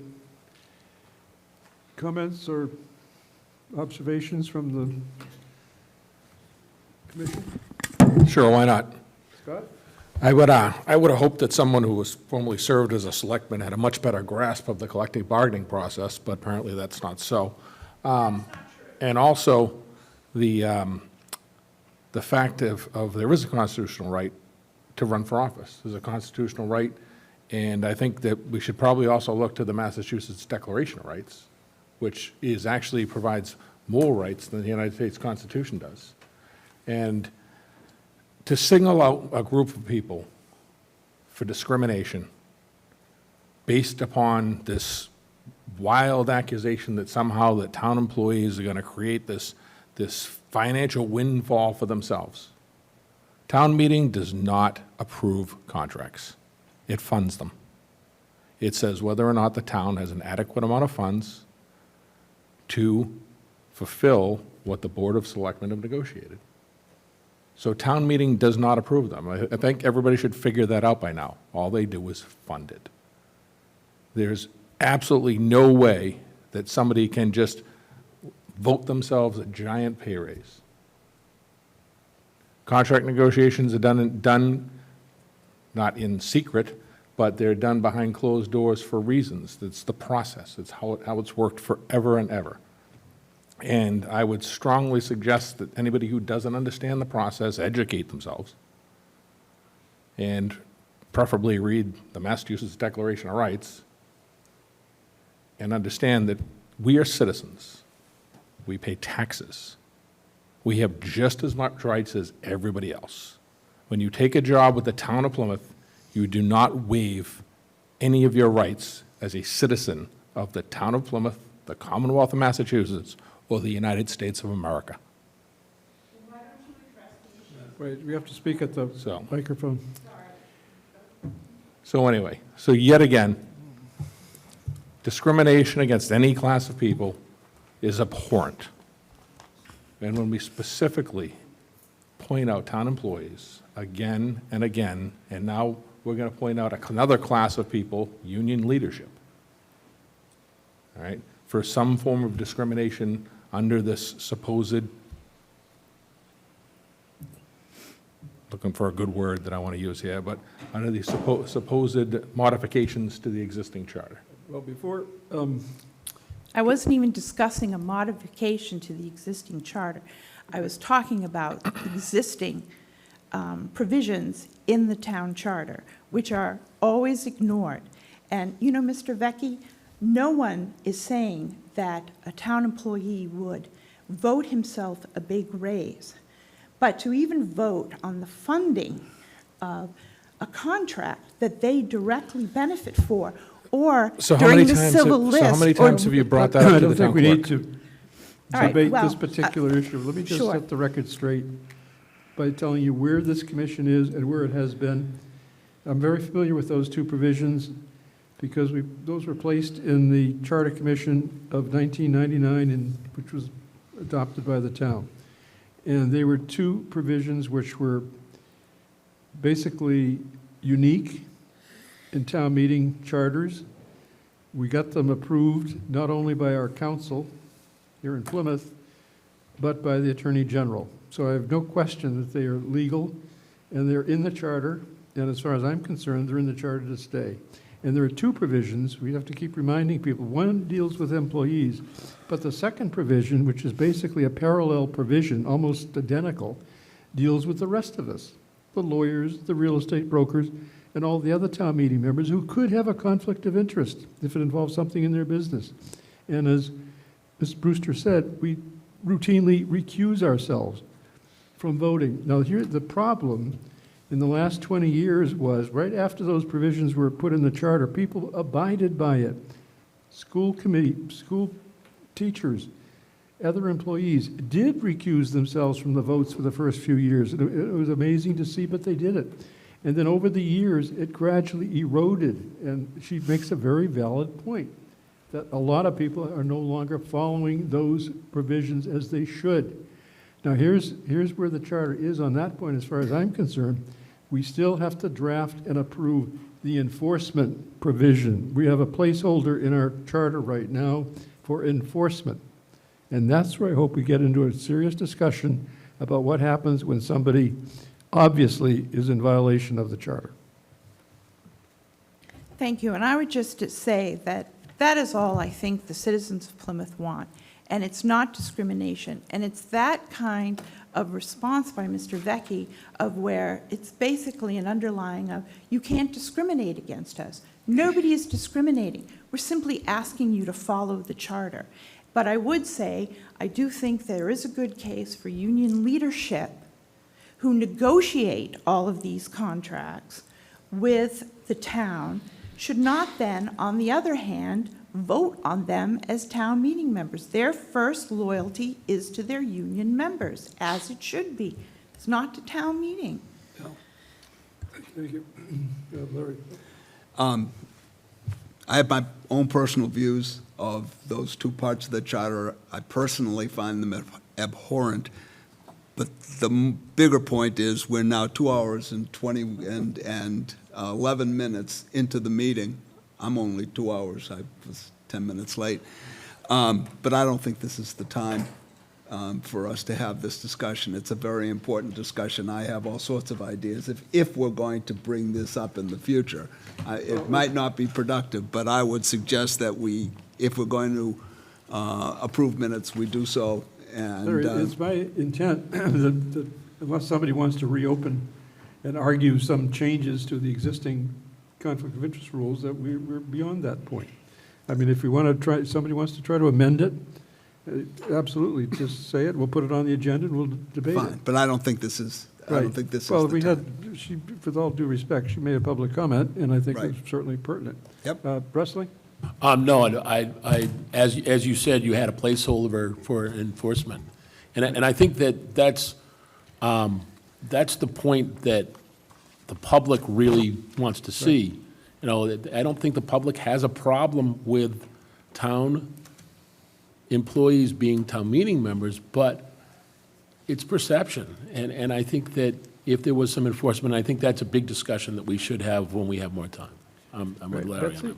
Just one comment for the TV audience. I want to be very careful to reassure our TV audience that Plymouth employees have not voted themselves huge salaries. In fact, I'm sure Mrs. Brewster knows that our employees are not the higher paid employees on the South Shore, that we actually are on the lower end. So there's always, I think, a danger from this discussion that our employees have voted themselves enormous salaries and that they're got all of these marvelous, expensive benefits, et cetera. And I just want to assure our TV audience that that is, at least all the time, I was a town employee, we were not super overpaid employees. Thank you. I just want to say, Mr. Chairman, I never said that. I never said overpaid, voted them huge pay raises, or anything. I just find it interesting that that's where the mind goes to. No, I'm saying the But all I impression could said- be, just the impression could come The from that. That's all impression- I'm saying. The impression is they are voting to fund their own contracts. It doesn't matter what the number is, whether it's little or big, and think it's that impression. Right, I think And that's it never clear. said high pay raises or that they're, I mean, what happens at town meeting, there's a contract, it's going to be voted up or down. Some people think it should not be passed. It doesn't matter whether it's a lot of money or not much money. The question is whether or not it should be funded. And there are folks that are voting that they're violating that provision in the charter because it affects their personal interest. I think it's that simple. But we'll deal with it another night when we get to enforcement. I take it there's no other public comment? It is getting late. I do want to take up, and I guess we can do it perhaps at the next meeting, but we need to deal with the select board and that question of whether we increase the members of the select board and make them represent different areas of the town, splitting between at-large and regional representation. That was an issue we left hanging 2 meetings ago, and I think we need to close it off as we proceed through the charter, but it is 9:45. So unless you want to continue, Next we'll one. entertain, let's say, just a couple of housekeeping things. Anybody want to approve the minutes of the June 23rd? Mr. Chairman, if I may, I would love to approve both sets of minutes at the same time. Okay. I have a second, thank So you. you've moved approval of June 23rd and June 27th minutes? Yes, I do. Seconded. Any corrections to those minutes? All in favor, say aye. Aye. Is there any, they are approved. Any new business? Yes, Mr. Chairman. Yes. I just want to go back to chapter, on the memo 8, I just wanted to go back to chapter 10, transitional provisions, and have B removed, because I don't know how that got in there. I'm working on some language that would pertain to some sort of preservation department, as I referenced the last time, but I would refrain from putting this in with that language at this time. Okay, it's very early to be talking about transition studies, so we can certainly put that aside for the time being. I just take B out for now. Right. Any other new business? Any old business? Yes, one old business, please, Bill. Pardon me? Way back, a long time ago, probably a year ago, I brought up the idea of town meeting having to approve the sale of town property. And we said down the road, we would talk about that. What was it So, again? town meeting approve the sale of Sale any of town town properties. Which does not have to happen now. Town meeting does not have to approve the sale of town properties, so. Well, it's chapter 61, properties, I believe, can be sold by the town. Betsy, can I by the select suggest that, why don't we deal with that at our next meeting when we talk about the powers of the select board? Okay, I'm just saying, it's something we talked about a Right. long time ago, That'd be a and good time maybe to we bring it should up, 'cause discuss we can again. enumerate the powers of the select board. Especially where they've got I know there's land for some, sale at the moment. right. Thank you. Any other old business? So just one thing on going forward, our next meeting is Monday night. The approval of the Zoom meetings and everything ends on Friday. So things are up in the air as to what the legalities are as to our next meeting, which is a week from tonight, because the statute is not yet passed in the House or the Senate. But it does look like they're not going to, in that statute, will not be an approval of the kind of hybrid arrangement we're used to, in that all members have to be physically present to count for a quorum. You can't be on Zoom as a member of the commission and count as a quorum. It also has a peculiar provision that says public comment can't be made over Zoom, which is kind of weird, but if you have to do, it's basically saying if you have to make public comment, you got to be here in person. Is that where we are now, or is that No, some that of takes the? effect on Friday unless the state Yeah, but- modifies it. But there's a couple, gonna affect our there's a next couple meeting. options floating out there, aren't there?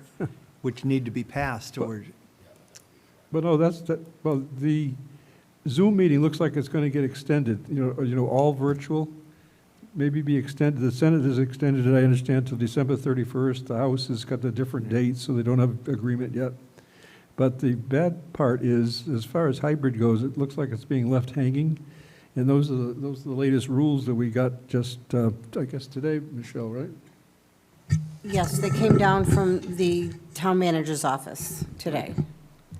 Which means that next week, if you want to make a public comment, you have to be here, show up. And if you want to count for a quorum for this commission, you can't be on Zoom. But the emergency measures are going to be extended into December, but not with this provision. Hopefully, if How they does that pass make the- any if they sense? pass the statute.